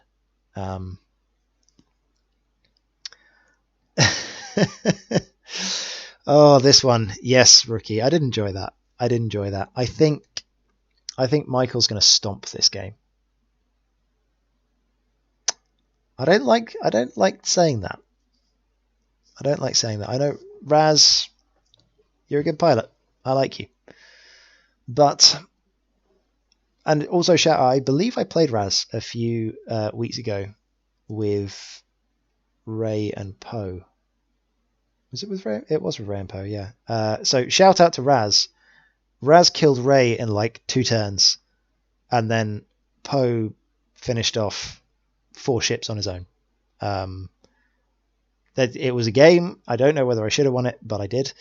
But I think more to the point, I don't think that these arcs are going to stand up to this. And against a average level competitor, I think Will's list and the trick in Will's list wins. But, well, there we go. Don't tell me the score. We're doing this blind, so I don't want to know scores. This is we're getting a decent way through. After we've done this, then you can tell me if I'm right or wrong. But I think that Michael is going to win this. As he says, Enzaru is a very, very good pilot, and I think that the Rebels have this one, because I just don't think those 2 Y-wings do enough damage. I think that the red spikes are going to win it, because I think what's going to happen is that Michael is going to refuse to engage in the spots where the bombs are there. So I think what's going to happen is that the Rebels are going to be able to organize an engagement, especially having the higher initiative here, that they can choose where the engagement happens, and therefore he's just going to wait and allow those bombs to come out. And more to the point, he's going to wait until the Y-wings are in a bad position to drop bombs, and then he's going to engage. So I think Raz, unfortunately, is up against it in this one. All right, that was that one. Going back to the other side of the bracket, let's get this done. And this is when I get to be biased. Yay. Shout out to Scout as well. Hopefully you are doing well. I saw that he was trooping with the... Is it 5FS that you're part of? I don't know. I know that he's part of one of the awesome cosplay groups for a load of stuff. And yeah. Okay, so Scout versus Sean.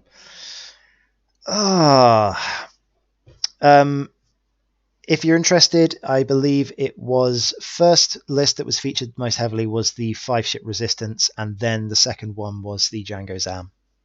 So there we go. Hey, Mr. Farley. Look at that rookie. I'm saying the words before they come out your mouth. So I think barring the horrific nonsense that I did to Sean's list in the Swiss, and I'm so sorry because it turns out that 185 wasn't quite a big enough bid when he came up against Ray and Per at 182.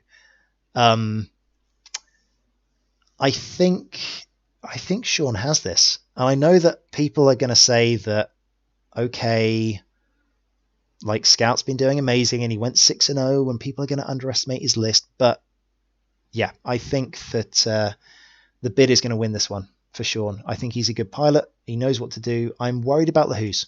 Whoops.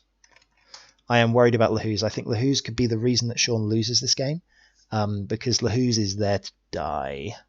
But if you can spend Lahuz and kill enough things, I mean, my feeling here is that you basically trade Lahuz for probably Backdraft and some of Scorch, and then you do the whole let's play this slowly.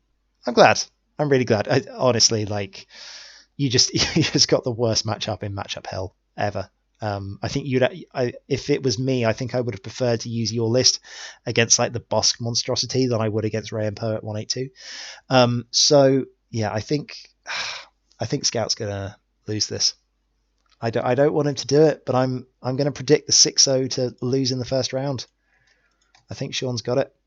I've done this a couple of times now. I need to go and have a look at my spreadsheet and see how many 6-0s I've said are going to lose. So I think I predicted Mathieu. Was it Mathieu? The Bombers one. Okay, next up. We've got Zeb versus Daniel. So, Daniel.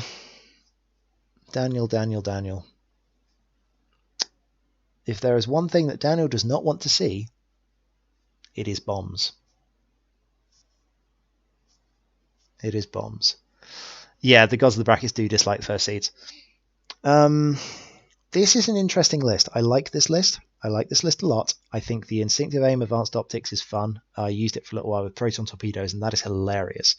You basically get 4 hits every time. It's really, really good. And you don't have to have a target lock to do it. The problem that you've got is, I think, going to be doing 2 ions to some of these ships. I think Bob has got this.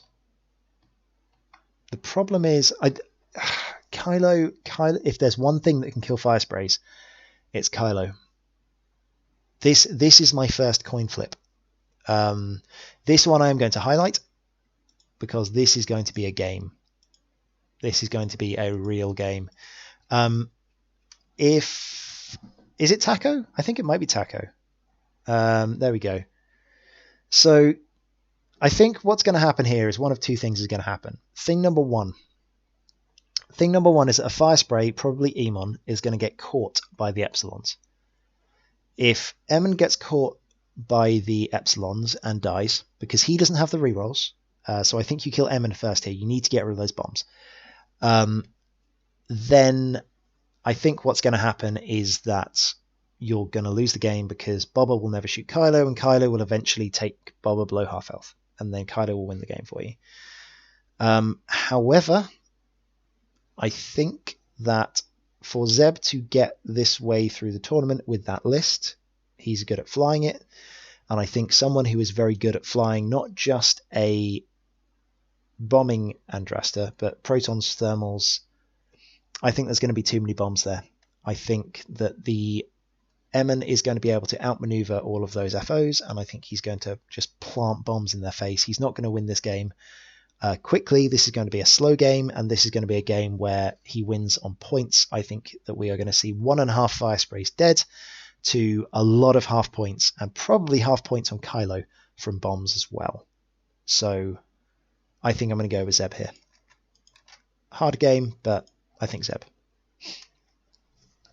Yeah, I think don't underestimate Eamon. Eamon is very often underestimated. Peter. Okay. Now this one, oh, it's another fire spray, lads. And this one is even more scary.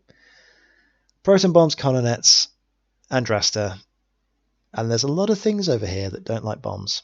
There's only 4 of them. And I talk to Don on a semi-regular basis. But I think he's not going to do this one. I think that the bombs are going to kill him. I love you, Don. I would love you to prove me wrong. But I think that Peter is going to win this game.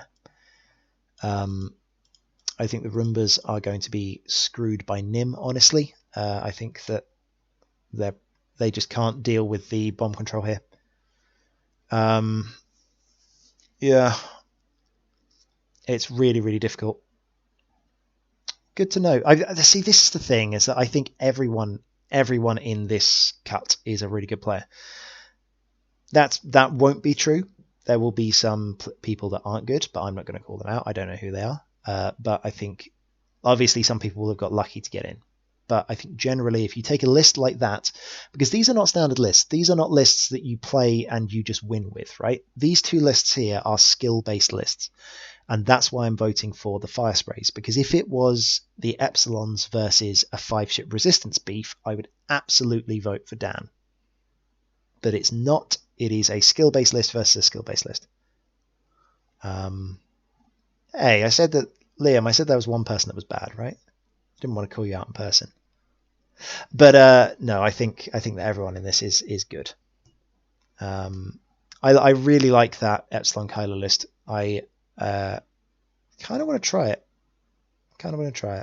I think it's a good list. I would be tempted to run Kylo on lots of points and give him proton torpedoes. So, Liam, get your head out of your ass. You got to the cut. It's a 400-person tournament. You've flown well. And I love your list, by the way. It's really fun. Right. Moving on. I think Donald is up against it in this one. He can win it, but I think the bombs are going to be too much for him. Right. Tommaso versus Aurelien. Now, this one I actually watched, which might affect my voting, but turns out that I actually had a look at this one beforehand. And, but yeah, I think that Tommaso is going to get this one. Echo, Vader with Afterburners, Grand Inquisitor. I know I'm biased to the Empire, but I think that this...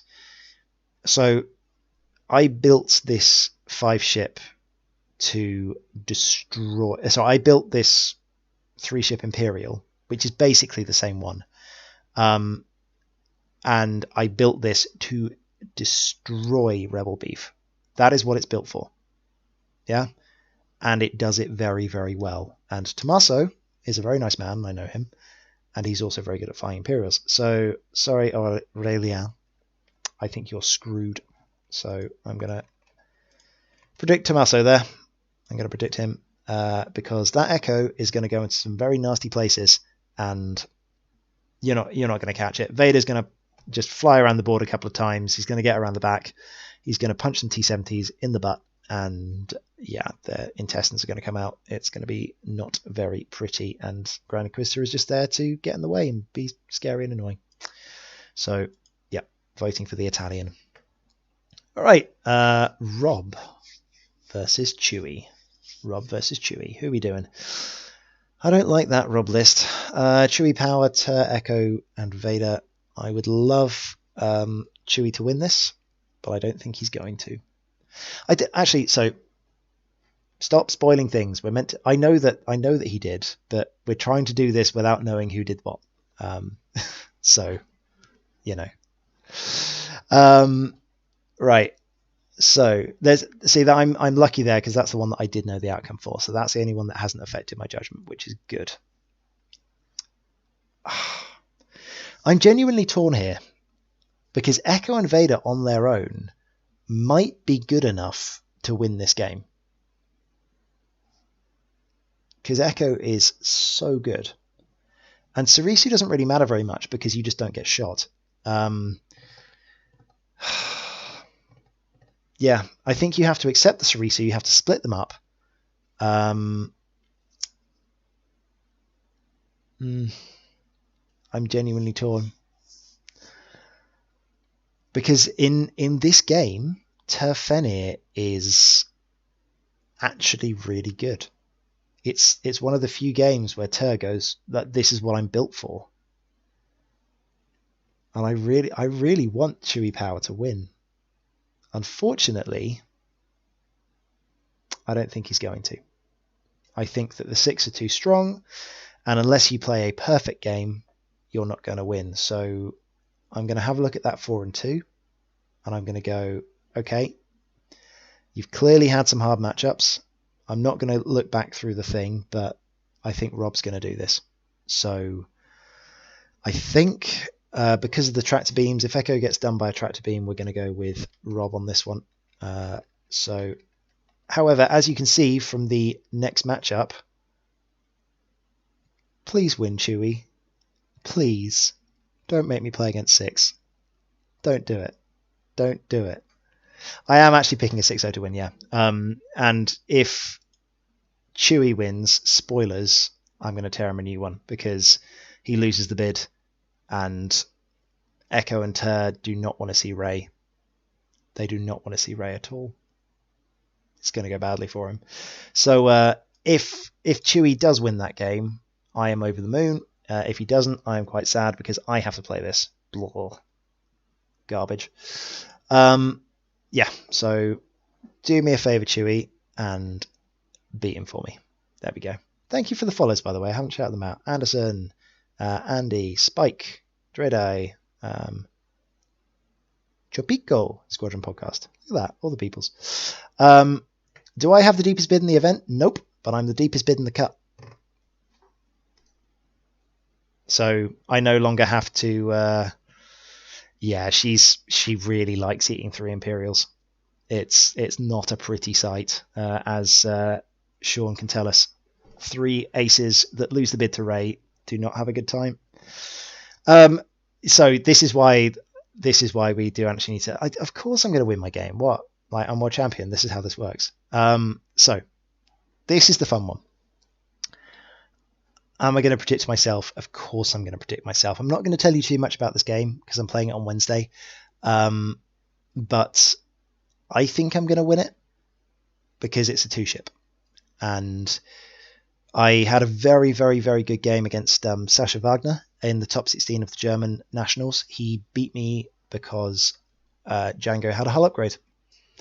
And if Django had 10 hull, I would have won that game. And it was a very, very, very good game. Shout out to Sasha. He's a great pilot. Team Hooters as well. They always seem to, Team Hooters always seem to beat me. Annoying. But, yeah, I'm not so scared of this version. It doesn't have the hull upgrades, doesn't have the thermals. I think this is okay. Why is there an EU flag? Because I really like the European Union, and they asked me what flags I wanted, so I thought I'd have both the UK and the EU one. There we go. Yeah, I'm not modest, but that's fine. I think I'm going to win this one. So there we go. You can shout at me when I don't. M3A is going to be hard. Hey, I believe in you, Billy. I genuinely, if the reason that I'm not going to this one properly is because, as you can see, Billy's here, and I don't want to give him tactics against me. I think this is going to be a very good game. But hey, you got to back yourself, and if you go into a game believing you're not going to win, then you're going to lose all the time. This is a game of poker, so you know. Yeah,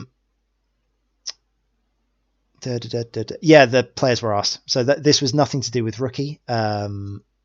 This was to do with the players, so I asked him to put up both a European and a flag. So there we go. If I was to add one more upgrade to my list, that is a very good question. Well, I asked him if I was allowed to, and they said go on because a couple of people have had them.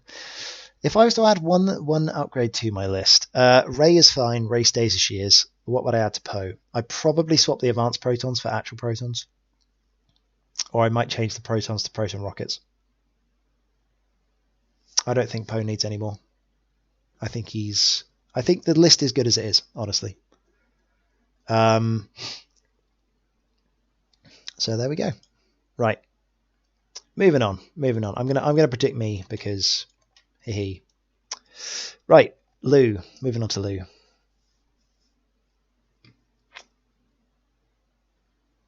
Yeah, proton torpedoes. I like the APTs because they're cheap, and I think this list needs a bid. Right, gunships. Hello. I want Lou to lose this game because I don't like gunships. That's the way that works. He's in my side of the bracket, so I don't want him to win with the gunships. Also, the other reason why I definitely don't want Donald to win with the gunships. But who's actually going to win? I think this Fundan has. Hey, have a good night, man. See you soon. I might have to cut this short. We'll definitely get through the next round, but I might cut it again, and we'll split these up into individual videos so that I can relive my failures. Although maybe I should do the 16 later, but we'll see. Okay. Separatist versus Scum. I think the Scum are going to win this. Not just because I want the HMPs to lose because I'm scared of them, but I think that the HMPs aren't going to be able to do enough damage quickly enough to the Scum to win the damage race. I think the normal problem with the HMPs is that you just out-efficiency things, but you're against 5 ships with 3 dice guns and thread tracers. I think that Fundan wins this. I think he wins this fairly handily. Of course, I think it's on Lou to outmaneuver the Scum. I think if Lou outmaneuvers him through the rocks and other things, then yeah, I think that he can win this. But it's going to be tough. Moving on, last game. Silas versus Trej Pavel Moraski. So, Django Zam, Malorous Swarm.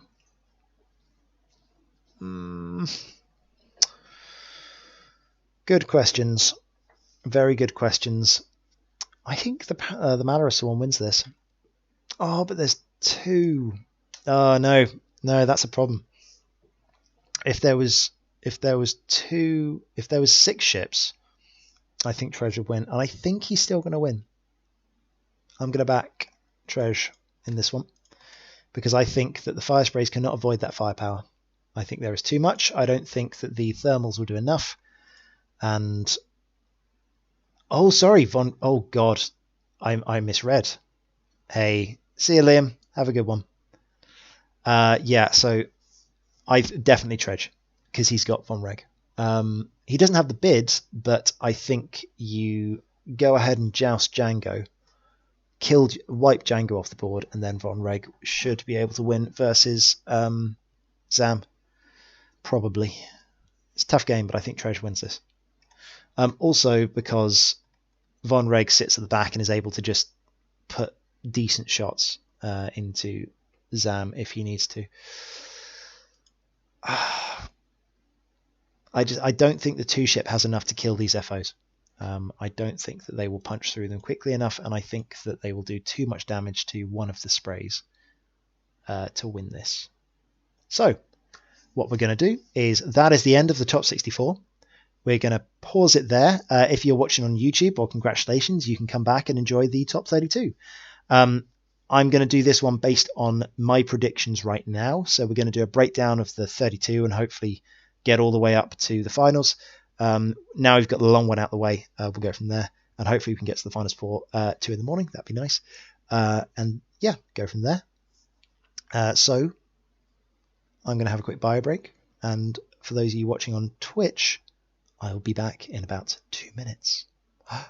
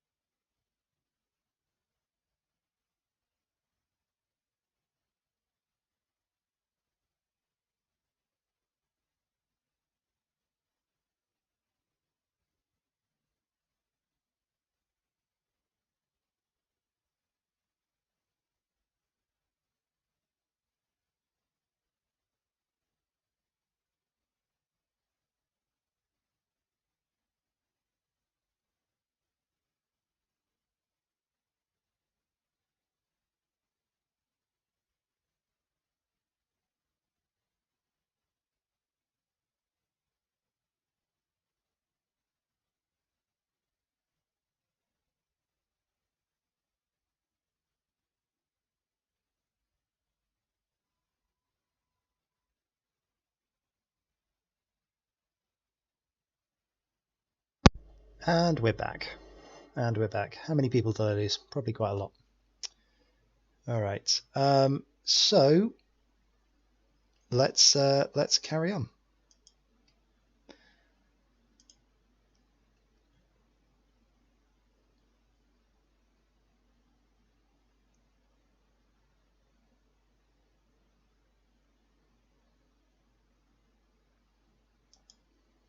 Okay. So welcome back to YouTube land, and continuing on for anyone else, I thought I would now get into the interesting world of predicting the predictions. Why not? Let's see if we can do this. So we've broken down the lists, we've broken down the matchups. I'm going to go a bit faster now and really just go break it through, and yeah, see if we can work out who's going to win this thing. So I'm going to go a bit larger on the predictions now, so that we can see them all. Yeah, I think I've highlighted the ones that I wanted to highlight, the good ones. So what we will now do is we will some by memory, some not by memory. We're going to go through and we're going to see if we can do a few more of these matchups. This is going to be a shorter run through because I have no idea how much of this is going to exist after today. So let's find out. Ashok versus Indar. If I predicted Ashok to win the first one, I'm going to predict Ashok to win the second one. I think he can do it twice. It's going to be close again. This is a really, really close one. I think this is one of my least likely predictions, but I'm going to do it anyway. I think I'm going to believe in Ray. I'm going to say that she does it. Also, thank you, Bridesmaid and Mr. Williams, for the follow. Hey. All right, so that one's that one. Bedwoods versus Jamin. Right, let me just go back to those lists. We go all the way up to the top then, shall we? Okay, so we got Bedwoods here with the Dengar. He's got the Dengar Bobber. And then we've got Jamin with Suntir and Rocket Inquisitors. Oof. Oh, man. I don't know who's going to win this one. I don't know who's going to win this. I think that the Scum are going to win it. Yeah, I think that the Scum are going to win it because I don't think that those Inquisitors are going to be able to stand up to the Bobber monster and Dengar. I think they're just going to get splatted. Oh, but it's so close because there's 4 of them, all with rockets and Suntir Predator.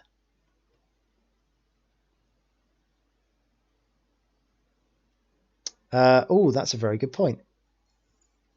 Hashtag make a good PowerPoint. That's yeah, that's a really good idea. So let's do this one for the bracket. There we go.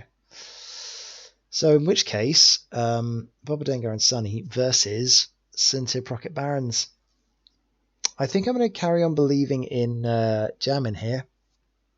As much as I think the Scum could win this, I think that those Rocket Barons are so obnoxious. I think he could win this. I think a lot of this depends on... No, you know what? I don't trust Suntir Fel. I don't trust Suntir Fel. I think that the Scum are going to get a good shot on Suntir, and they're going to lose because of it. I'm gonna put the Scum through. Hot takes, spicy takes. Let's go from there. So M5 versus Lloyd. Who has the initiative here? That's very important. M5 is 197. Lloyd is 200. Okay.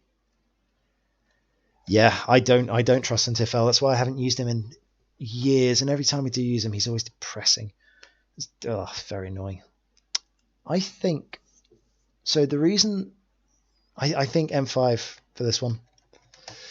If M5 can get through, then he's got the bid, he's got proton rockets, and as much as Luminara is going to make a mess of things, I think that, yeah, I just don't think you can do it. I think that you're going to get out-aced. I think Merle is going to die. The Intimidation Merle is just going to get exploded. But After that, you're flying against Poe with the ridiculousness that is overdrive thrusters and 2 initiative 5 A-wings for proton rockets. I just don't think you're going to get shots on them. So I'm going to go for M5 there. I think Lloyd is going to get matchup list gapped in that one. He didn't want to see it. He doesn't want to see that. I mean, there is but the way that Lloyd wins this game is he takes target locks on Poe with his Jousting Jedi and he kills Poe, and then the A-wings just can't do enough to win the game, and they get jammed and then they get shot. So there is definitely a path for Lloyd to win that game with the Jedi versus the A-wings. But I think if you assume competency from both players, then M5 should win. He has the advantage, and I'm going to go with advantage here. For this one, see, the reason that I would say jamming is because I think he's a phenomenal pilot, but I don't think I should let that affect me. I think the scum with Bobber is incredible versus Swarm, and I know that he's got the proton rockets there, which is going to be scary. But proton rockets whiff. They whiff a lot. Like, there's going to be some of those proton rockets that just do 0 damage to Bobber. They're just going to go, cool, you didn't hurt me. And once they're gone, especially if he can get him to spend them on Dengar, I can't see Suntir being enough to carry the game against either Dengar or Bobber fairly healthy, because I think those Inquisitors are going to die, or he's going to be able to dodge the Inquisitors and dive Suntir. So yeah, I think stick with Bedwards. M5 for this one. All right, Chris Patrick versus Michael Grebe. Let's go back to that summary, shall we? All right. Chris, Malorus Swarm. I know Chris's list. I played against it. What about Michael? Michael is the Wookiees as opposed to the rookies.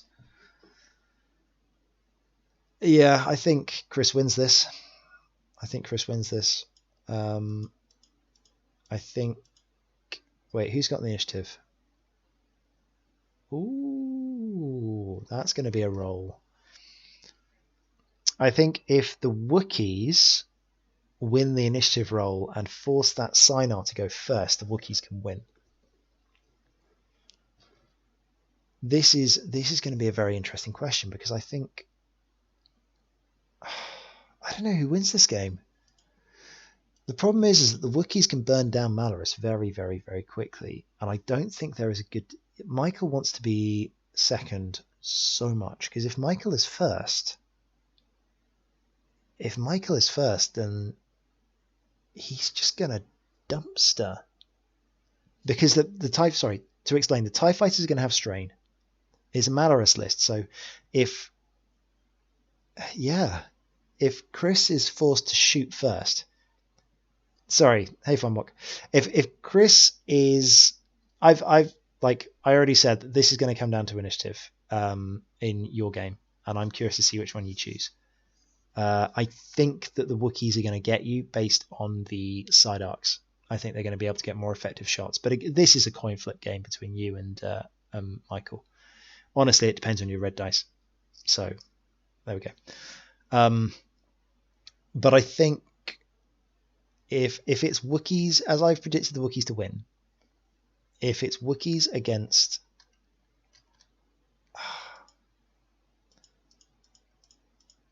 I think Chris is going to win it. Because 3 agility. But with a caveat. And the caveat is that it is really, really difficult to win this game if you lose the initiative. Do we stick with Michael for that reason? Can Wookiees do it? No, I don't think Michael's dice are not going to hold out for more than one round. So if his dice hold out against Funwalk, I don't think they're going to hold out against Chris.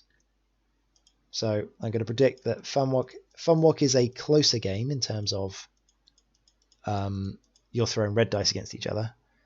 Whereas I think against Chris, I think Chris's green dice are going to hold out. And he's not going to strain every single ship, so... yeah, and Chris has Hondo. So he's going to jam off a reinforce, and then he's just going to murder a Wookiee. That's what's going to happen there. Yeah, definitely Chris then, because Chris is just going to murder the Wookiees.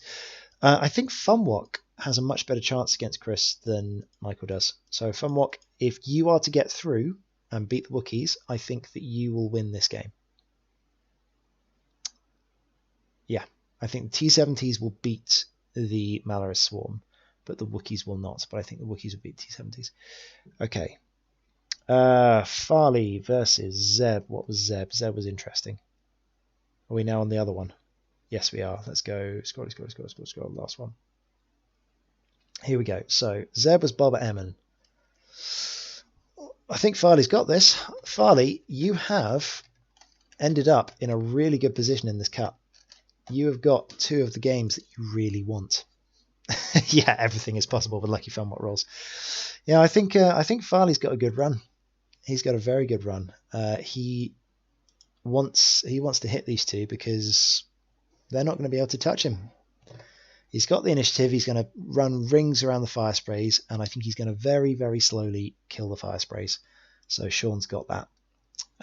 Pieter versus Tomaso. Nememon and Sol. Again, they're screwed. Tomaso is going to absolutely destroy that. I think he will. I think there's a very good chance that the T-70s will win it. I want to see what happens. There are good choices for both. The initiative decisions, by the way. Okay. Rob versus me. I am going to predict Rob. Yabu sucks to all the haters that said that I was going to predict myself all the way through. I think I'm going to win it, but I think if I was being fair to everyone else in this list, I would not predict myself unless it was me flying it. So I shouldn't be favoritist against pilots, so I will predict the 6. I think the 6 are going to be a very hard game for me. As I said, I hope Chewie Power wins. If Chewie Power wins, I will take this all day long. I will smash the Imperial Aces. However, I think I'm going to have a really hard time against the 6. I'm going to have to pull out some proper good flying to win that game. So, oh, nice. I'm glad that I can at least keep you entertained. Right, Fundan against Trej. This is fun. So Trej is the Malorus von Reagan cadets. Fundan is Tyranny and the Marauders. So, unlike the previous game where the HMP gunships, I think, are going to die, I feel like the cadets can stand up to these things. But they're going to have... Because you don't have Seavor here. No. I paused and I started a new video. So I'm going to upload these as separate segments and we'll go from there. Tyranny and the Marauders, yes. Yes. Well-Flown Bobber gives you a ton of trouble. Correct, but I believe in the ability for Kylo and Von Reg to double-team Bobber. And I think once he's on his own, you win. Who's going to win this one? I think it's still Tyranny. I think Fundan is going to do it because I think... who is going to win? Tyranny's got the tracers. See, that's... Did I skip yours? I haven't got to it yet. You're in the other side of the bracket. I'm going by my bracket this time, not by their bracket. So you didn't miss it. Don't worry, Andreas. Who do we predict here? I think because Tyranny has the tracers, it isn't very useful. But I feel like Tyranny can shut down Von Reg.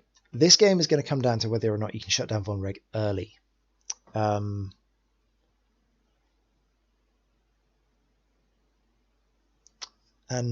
I think he can. I think he can chase him off. So I think what's going to happen is you're going to end up with 5 ships against 5 ships, with Von Reg not really taking part, at which point I think Fundan's going to win.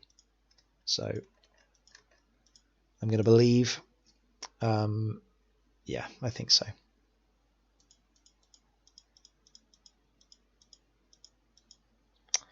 I don't know, Phil. I think Boba versus Kylo is the one thing that Boba doesn't want to see. I think that Boba versus Kylo wins. Kylo is a speedy little bugger. All right, that was that side. Let's go over to the other. All right. Also, shout out to Jason for the best surname. Yeah, we need to see who's the most fun. We need fun down versus fun walk. Does that mean that one of you has to beat me? Yes. Well, that's depressing. That's fine. I already put myself out. I think I'm going to break my own bracket, but that's fine. This is a hard game. This is a really hard game for me. All right, moving on. Okay. Oh, this. Starvold versus Maxime. These are twos. These are twos. Who has the bid? That's the question. Who has the bid? So that's number one. That's number two. Right. Starvold 200. Maxime 2. Oh, no. There's a lot of initiative 2 here. There is a lot of initiative 2. I don't like it. Merle makes this game interesting. But he didn't use him very well against me. I think this list kills a bomber a turn. I think this list kills a bomber a turn.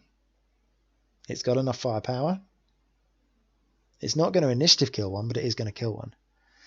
And I think the problem that you have for the bombers is that I don't think they have the damage output.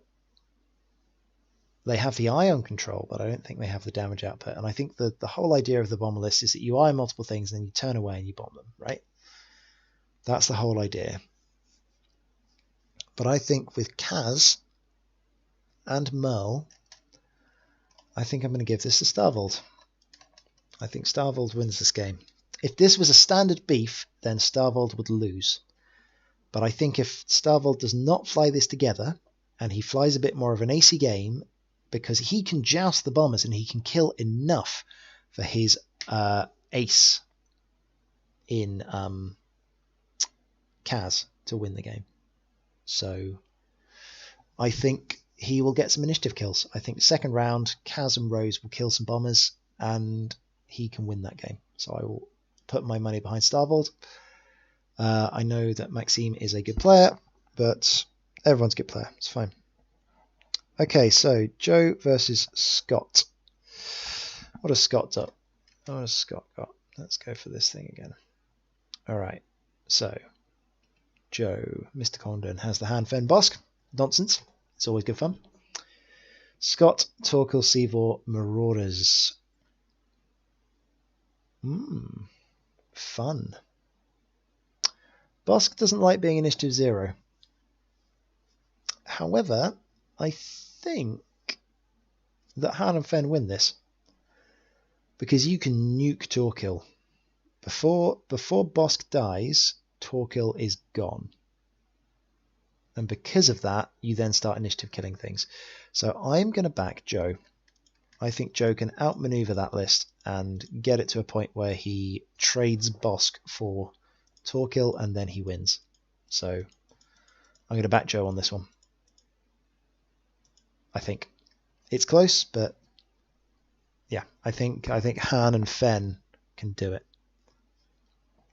All right, moving on. Oh, I never said who was going to win. Sorry, Liam, I'm doing you dirty again. Right, Fabi versus Pierre. Let us see. So Maxime was going to win that one, but then lose. Pierre, where's he gone? There's. Oh yeah, sorry, the hand wedge and Jake versus Fabi, Zuckus, Tirani, Alterok, and you missed out L3. You can't miss out L3. Rookie, I blame you. Right. I think Fabi's met his match. I think Wedge is going to die very, very quickly. Wedge is not going to have a very good time at all. But Jake is actually really, really, really good in this list. I think you spend Wedge to kill Tirani and then you win. I think that's the way this goes. You dive... Tarok. You spend Wedge to kill Tarok. Or you just kill Tarok with Han. But yeah, Wedge kills something. And then as long as Tarok isn't chasing Jake around, then Jake is an absolute terror to both Tirani and Zuckus. And Pierre has the bid. So just to check, does Pierre have the bid? Fabi, yeah, Fabi's 200p has the bid. So, yeah, I think, sorry, Fabi, but the scum will be beaten by the annoying regenerating falcon. So I'm going to put Pierre there.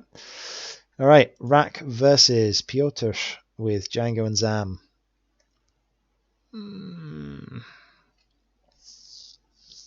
I think Django Zam wins. I don't think... It's just the standard one, isn't it? It is the standard Django Zam. Oh, sorry, wrong way. Yeah, thermals, false transponders. 198 versus 200, isn't it? 199. Yeah, so Zam and Django. I think Zam and Django win this. Yep, Jake is the best pocket ace. I think Piotr is going to win that. Sorry, Ollie, but you're going to get outmaneuvered by fire sprays.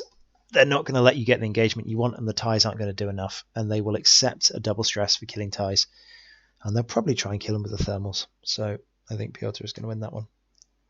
Right, last bracket. Moving down. This one? Yes, this one. Okay. So we're getting there. See, this was much, much quicker. It's only been 20 minutes and I've got through an entire top 32.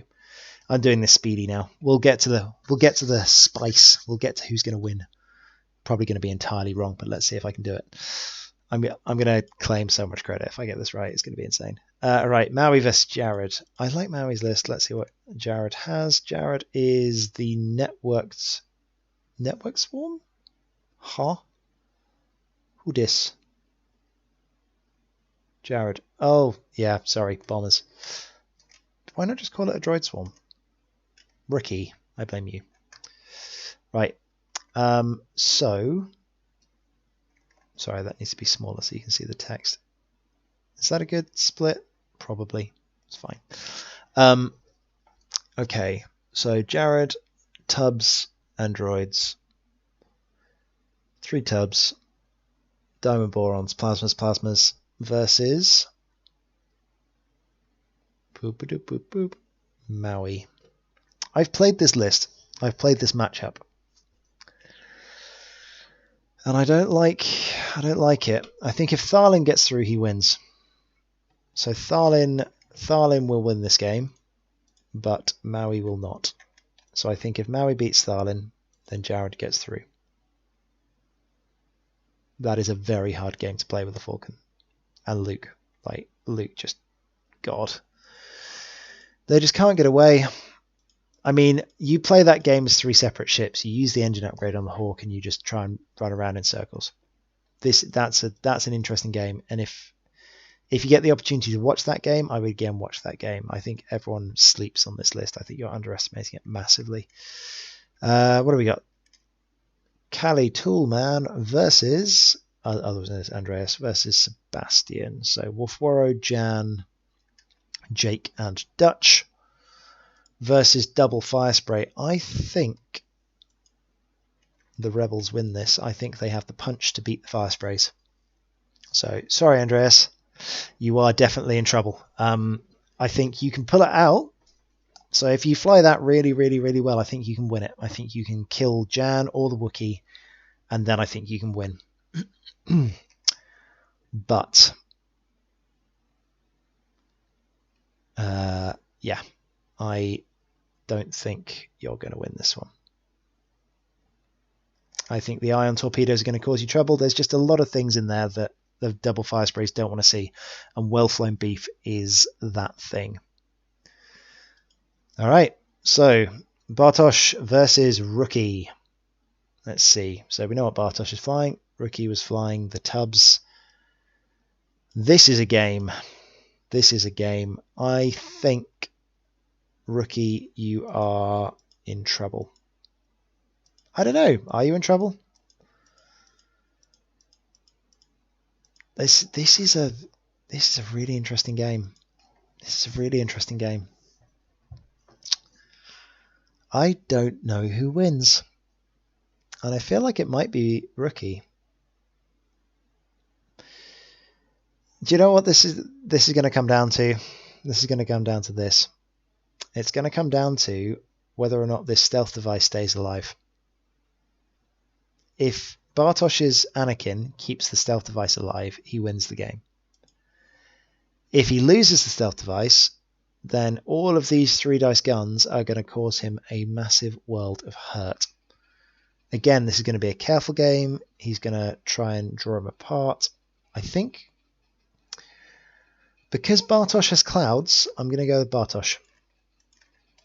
I think he is able to split them up, and I don't think he's going to be able to get the locks all on the right ship. I think Bartosz will lose a ship, but he will do enough damage. He will kill a couple of...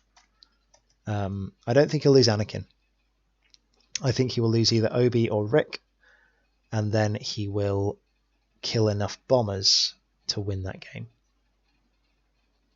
He might just kill the vultures. Sorry, I'm looking at the wrong list. There we go, there's rookies. There we go, that's what I'm looking for. Yeah, there. I think he kills a couple of these and then wins on points. I think he will go for the Prox Mine and the Discords. Just go for the expensive ones. That'll be my call anyway. All right, moving on. Mr. Hagewood and Michael Novak. I don't know who wins this.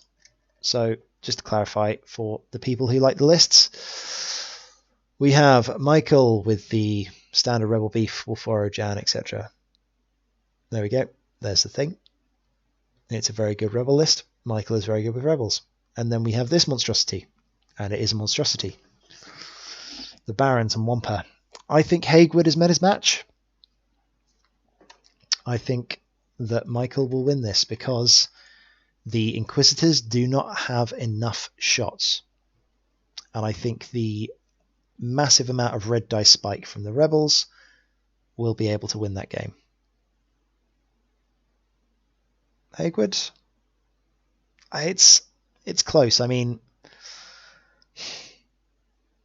the issue that you have is it's Swarm versus Swarm, and Hagewood very often flies aces. And I think Michael has a better idea of the Swarm versus Swarm game. I think that he is going to murderize a few of those Inquisitors. This is a coin flip. I would like to watch this game. I think it's going to come down to the engagement. What are the rocks? Small rocks. Debris. Ooh. Interesting.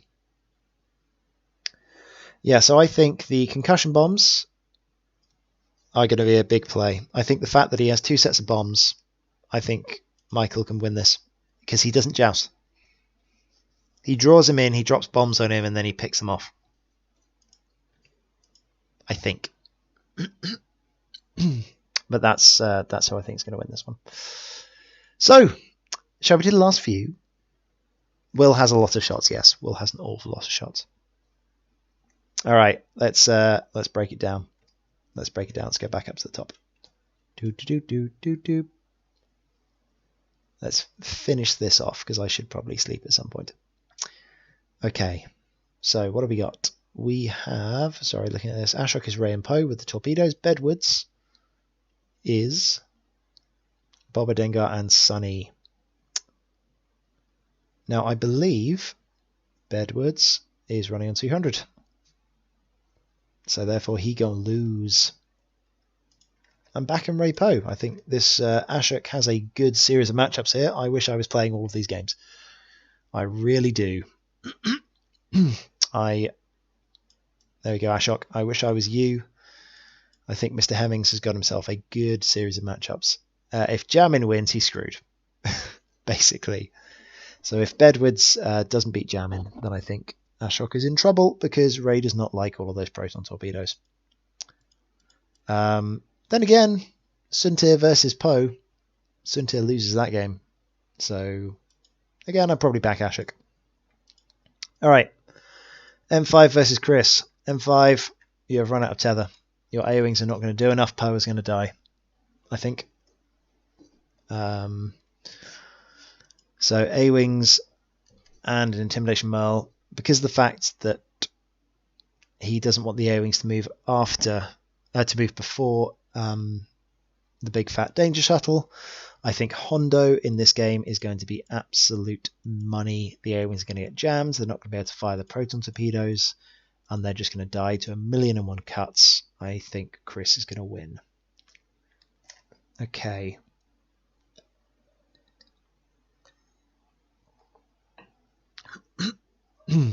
Now this is a game I want to see.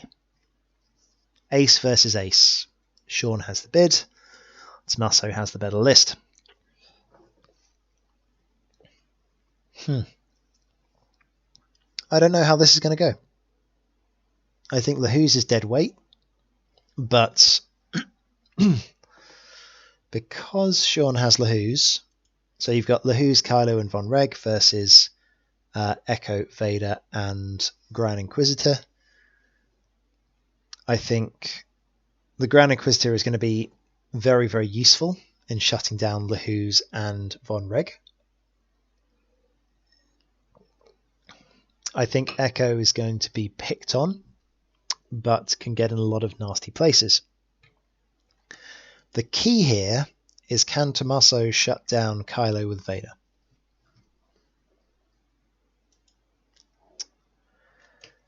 And I don't know if he can.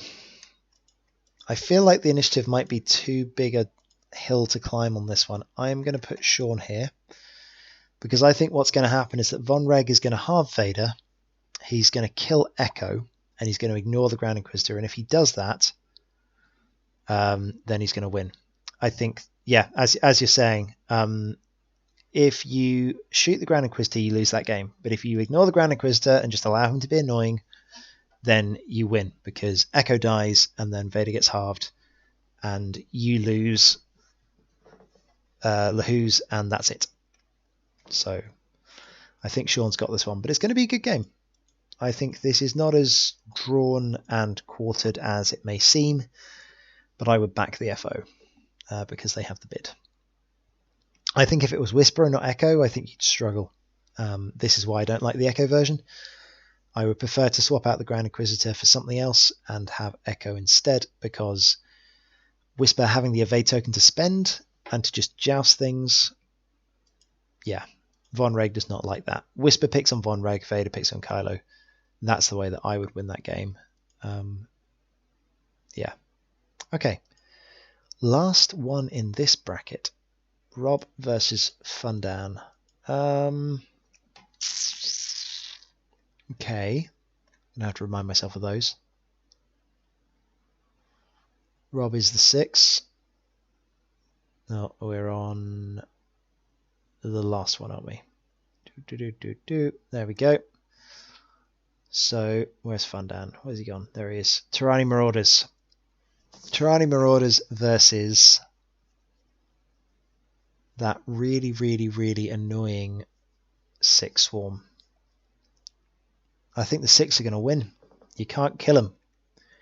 They have too much defense. I genuinely think that. So this all depends on Rob's green dice. This is why I dislike 6 so much, by the way. The 3 agility, 4 hull. I think they're incredibly variable. They can win you a tournament, but they can also lose you a tournament. And I quite like what Rob has done, is he's tried to mitigate that disadvantage by having Sarisu in there. For those of you who don't know Sarisu, Sarisu allows you to reroll your green dice. Very good ship. Damn expensive though. So just to remind everyone, as we're gonna go ahead and read a card. Here we go. Here's Sarisu. It may reroll one of its dice. I don't know if rerolling one of his dice is enough to hold him all the way through. And I agree with you, Tavern Wars. I think it is a sick world we're living in right now. I think he's going to win. I think Sievert's going to win. I don't think Fundan can do it, because if you have a look at Tyranny Marauders, I just don't think they punch the damage. The 6 are already lower initiative. They're going to get initiative kill, but then I think they're going to hit you back just as hard. And actually, this game is going to come down to tractor beams, because if he misses his tractor beams, then I think he loses. So, Fundan, if you're listening, kill the tractor beam 6 first and you can win that game.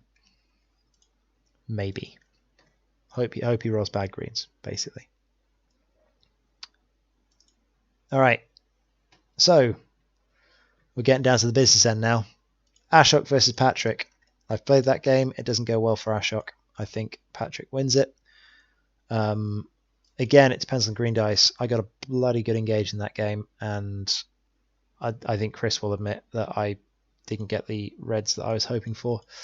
And even with that engage, it could have gone better. That is the one with Sarisu. Yes, Andy. So Rob Sievert is the one that is flying Sarisu and 5. They've got 2 ions, 2 tractors, Sarisu and some tracers. So it's very annoying. So I think Chris wins this one. So it's Ray and Poe versus the Marauder Swarm. I think Ashok has run out of good matchups.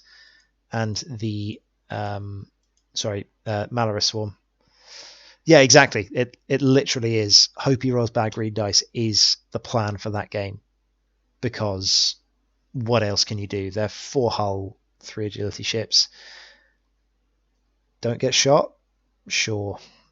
I mean, there's too many of them. You can't do that. So you've got to engage properly and hope that your opponent doesn't roll too many three symbols, because otherwise you just lose. You'll lose that game 25% of the time because your opponent rolled better green dice than he should.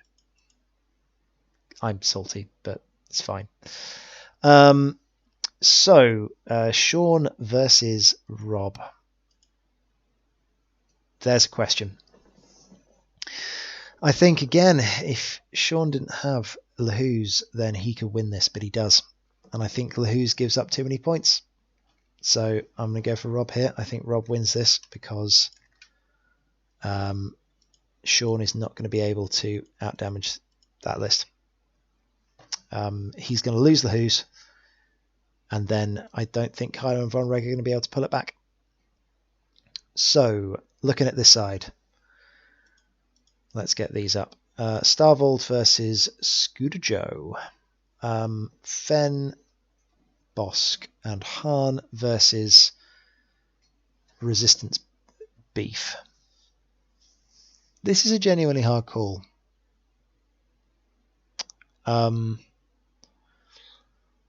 So, again, I'm taking flying out of it. I don't think that Starvold flew the blockers very well against me. I don't think he flew them very well at all. I do think, however, he's very good at catching big ships. So, but Bosk. No, I think Joe's going to do it. I think Bosk is going to do too much damage before he dies, at which point I think that Han and Fen are going to murder things. So I think the way this works is that the A-Wing and the pod die very quickly, and then in the 3 versus 2, Fen starts taking names. So I think Joe wins that game. The hard one for Joe is Scott. If he can get through Scott, then I think he can win this. All right, Pierre versus Piotr. What we got? Going for this one. Nope. That one, yes. So, Pierre, Han, Wedge, and Jake versus Django and Zam. That's a question. That is a question. Django, Zam versus Han, Wedge, Jake. Pierre and Piotr, I believe, are on the same bid. 198 versus 198. Which is going to make a really big difference, because that's a wedge with afterburners. I think what's going to happen here is that Zam Wessel is going to get punched in the face. Jake is going to have a very bad game, but I think he trades for Zam. And then an awful lot is going to depend on how much damage you can do to Han. It's whether or not Zam and Django can kill Han before Han and Wedge kill Zam. And I believe in the fire sprays here. I think because Django has Lone Wolf, Oh, oh no. No, I didn't read the list. I did not read the list. Do I need to go back and redo all of my things? Oh no, it's per cop. Thermals. Yeah, that's a jousting jam. Jam just gets stuck in. I'm going to go for the fire sprays. I think the fire spray is going to do it because I don't think that Han can put up... Same reason as I went for it in the first game. Wedge is a bit more of a problem than Nora. I think that you may even have to kill Wedge first, but I think that the fire sprays can do that. All right. So matchup number 3. Jared. Which one? This one? No. This one? No. Sebastian? Jared. Here we go. So, full-on Droid Swarm versus Wolf Waro. Yeah, no. Nope, nope, nope. Jared is going to win that one.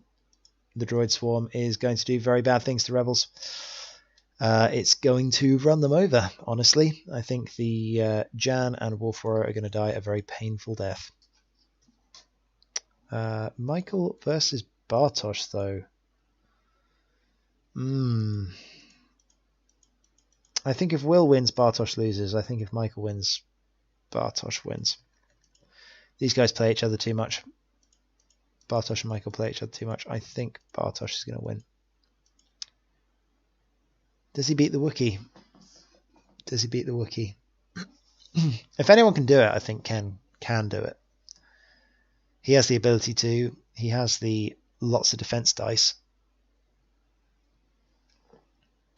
Do I just stick with Michael? I think I stick with Michael here. I think Michael wins. I think the Wookiee is too strong for the Republic Aces to deal with. The question is how much damage can they do before the Wookiee dies? 2 Eaters. I don't like the Eaters. I think the Eaters are going to explode. I think this game comes down to Rick Ollie. Weirdly. And I don't think that this game is going to go to destruction. I think one of the Jedis is going to die. I think the second Jedi is going to die, and then the Rebels are going to clam up and refuse to let Rick get a good shot. So I think Michael's going to win it. All right. Almost there. Let's get the top 4 sorted. Michael versus Jared. Jared double sprays. Michael's going to win that because he's going to just stomp the sprays.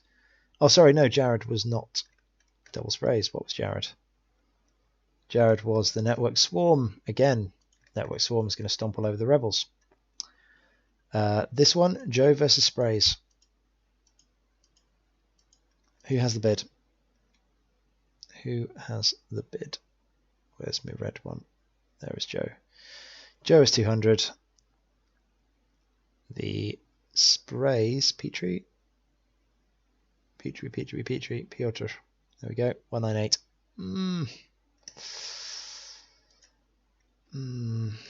No.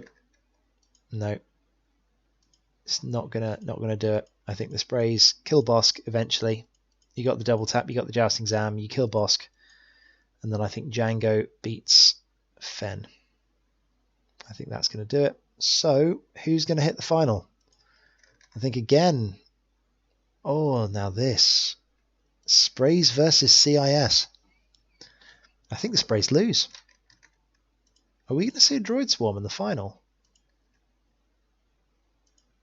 6 versus Malorus.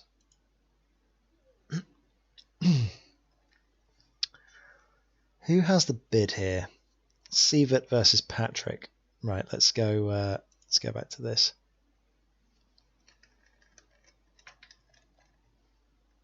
So Sievert's on 200. Patrick's on 200. Oh man, is it going to come down to that?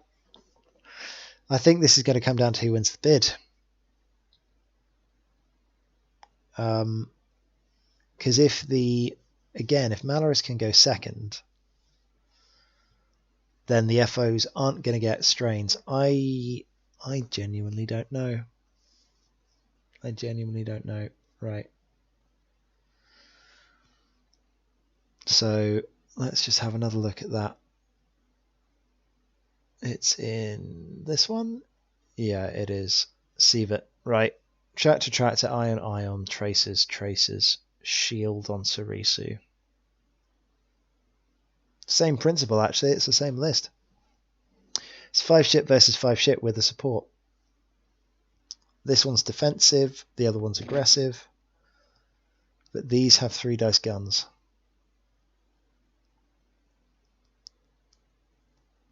It really does come down to who shoots first. I think Rob has finally run out of luck because Chris's shots do more damage. So I'm going to say that Chris is going to make it through to the final. At which point, I think he's going to win. So I think Chris is going to be the winner.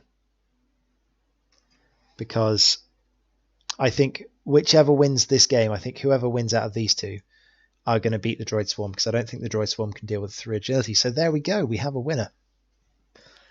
Maybe. maybe. It's going to be good. I would love to see Chris in the top 4, personally, because I think if I win this one, then that should be okay. And that, well, sorry, Sean, but we played that one already. I don't think it's going to go too much better.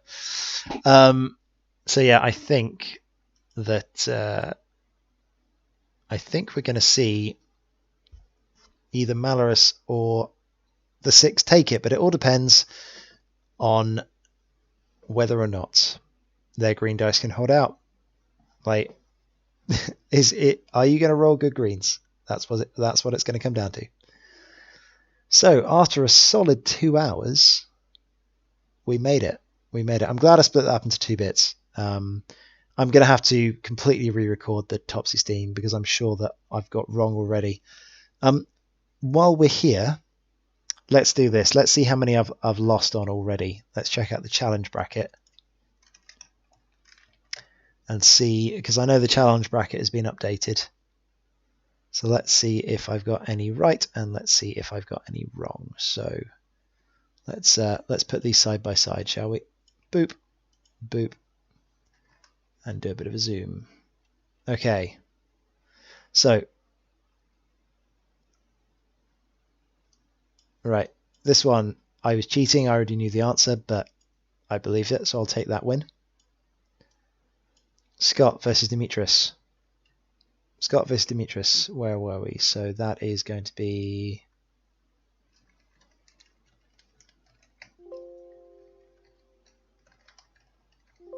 Oh, really? It's not doing it. It's fine. I think he's on this side. There it is. I did say Scott. Congratulations, me. And, oh, Raz did me in. Well, that's unfortunate, because that's going to mess up the entirety of this bracket. That's going to make an awful mess. Yeah, I would say so, Phil. It is 1:30 in the morning, so that's a big nope from me. So what was... Let's go and find Rasmus.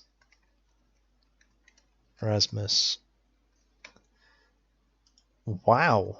Now that does surprise me. That does surprise me. Good play, Raz. How much does that change my bets? Raz versus Hagewood. I actually quite like the double bombers against Hagewood's list. I feel like Raz might not have the punch for it, though. So I feel like what's going to happen now is that we're going to see Hagewood stomp his way through to the final. I think this is going to turn into Hagewood.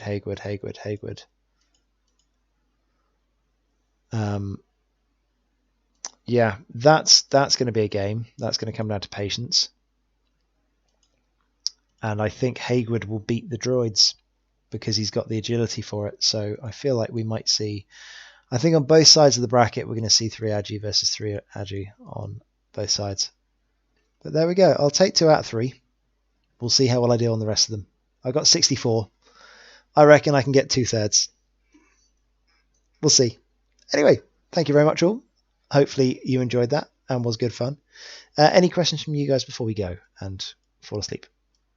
I will leave it up for a little bit. We'll see if you guys have any questions on either the bracket or any other things that you might want to talk about.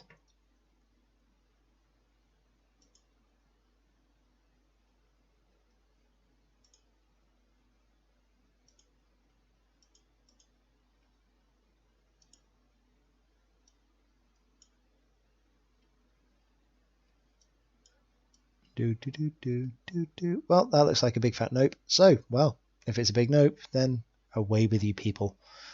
Have yourself a lovely day, and I will see you all soon. You can see me lose horribly in the first round and prove myself wrong. Anyway, goodbye.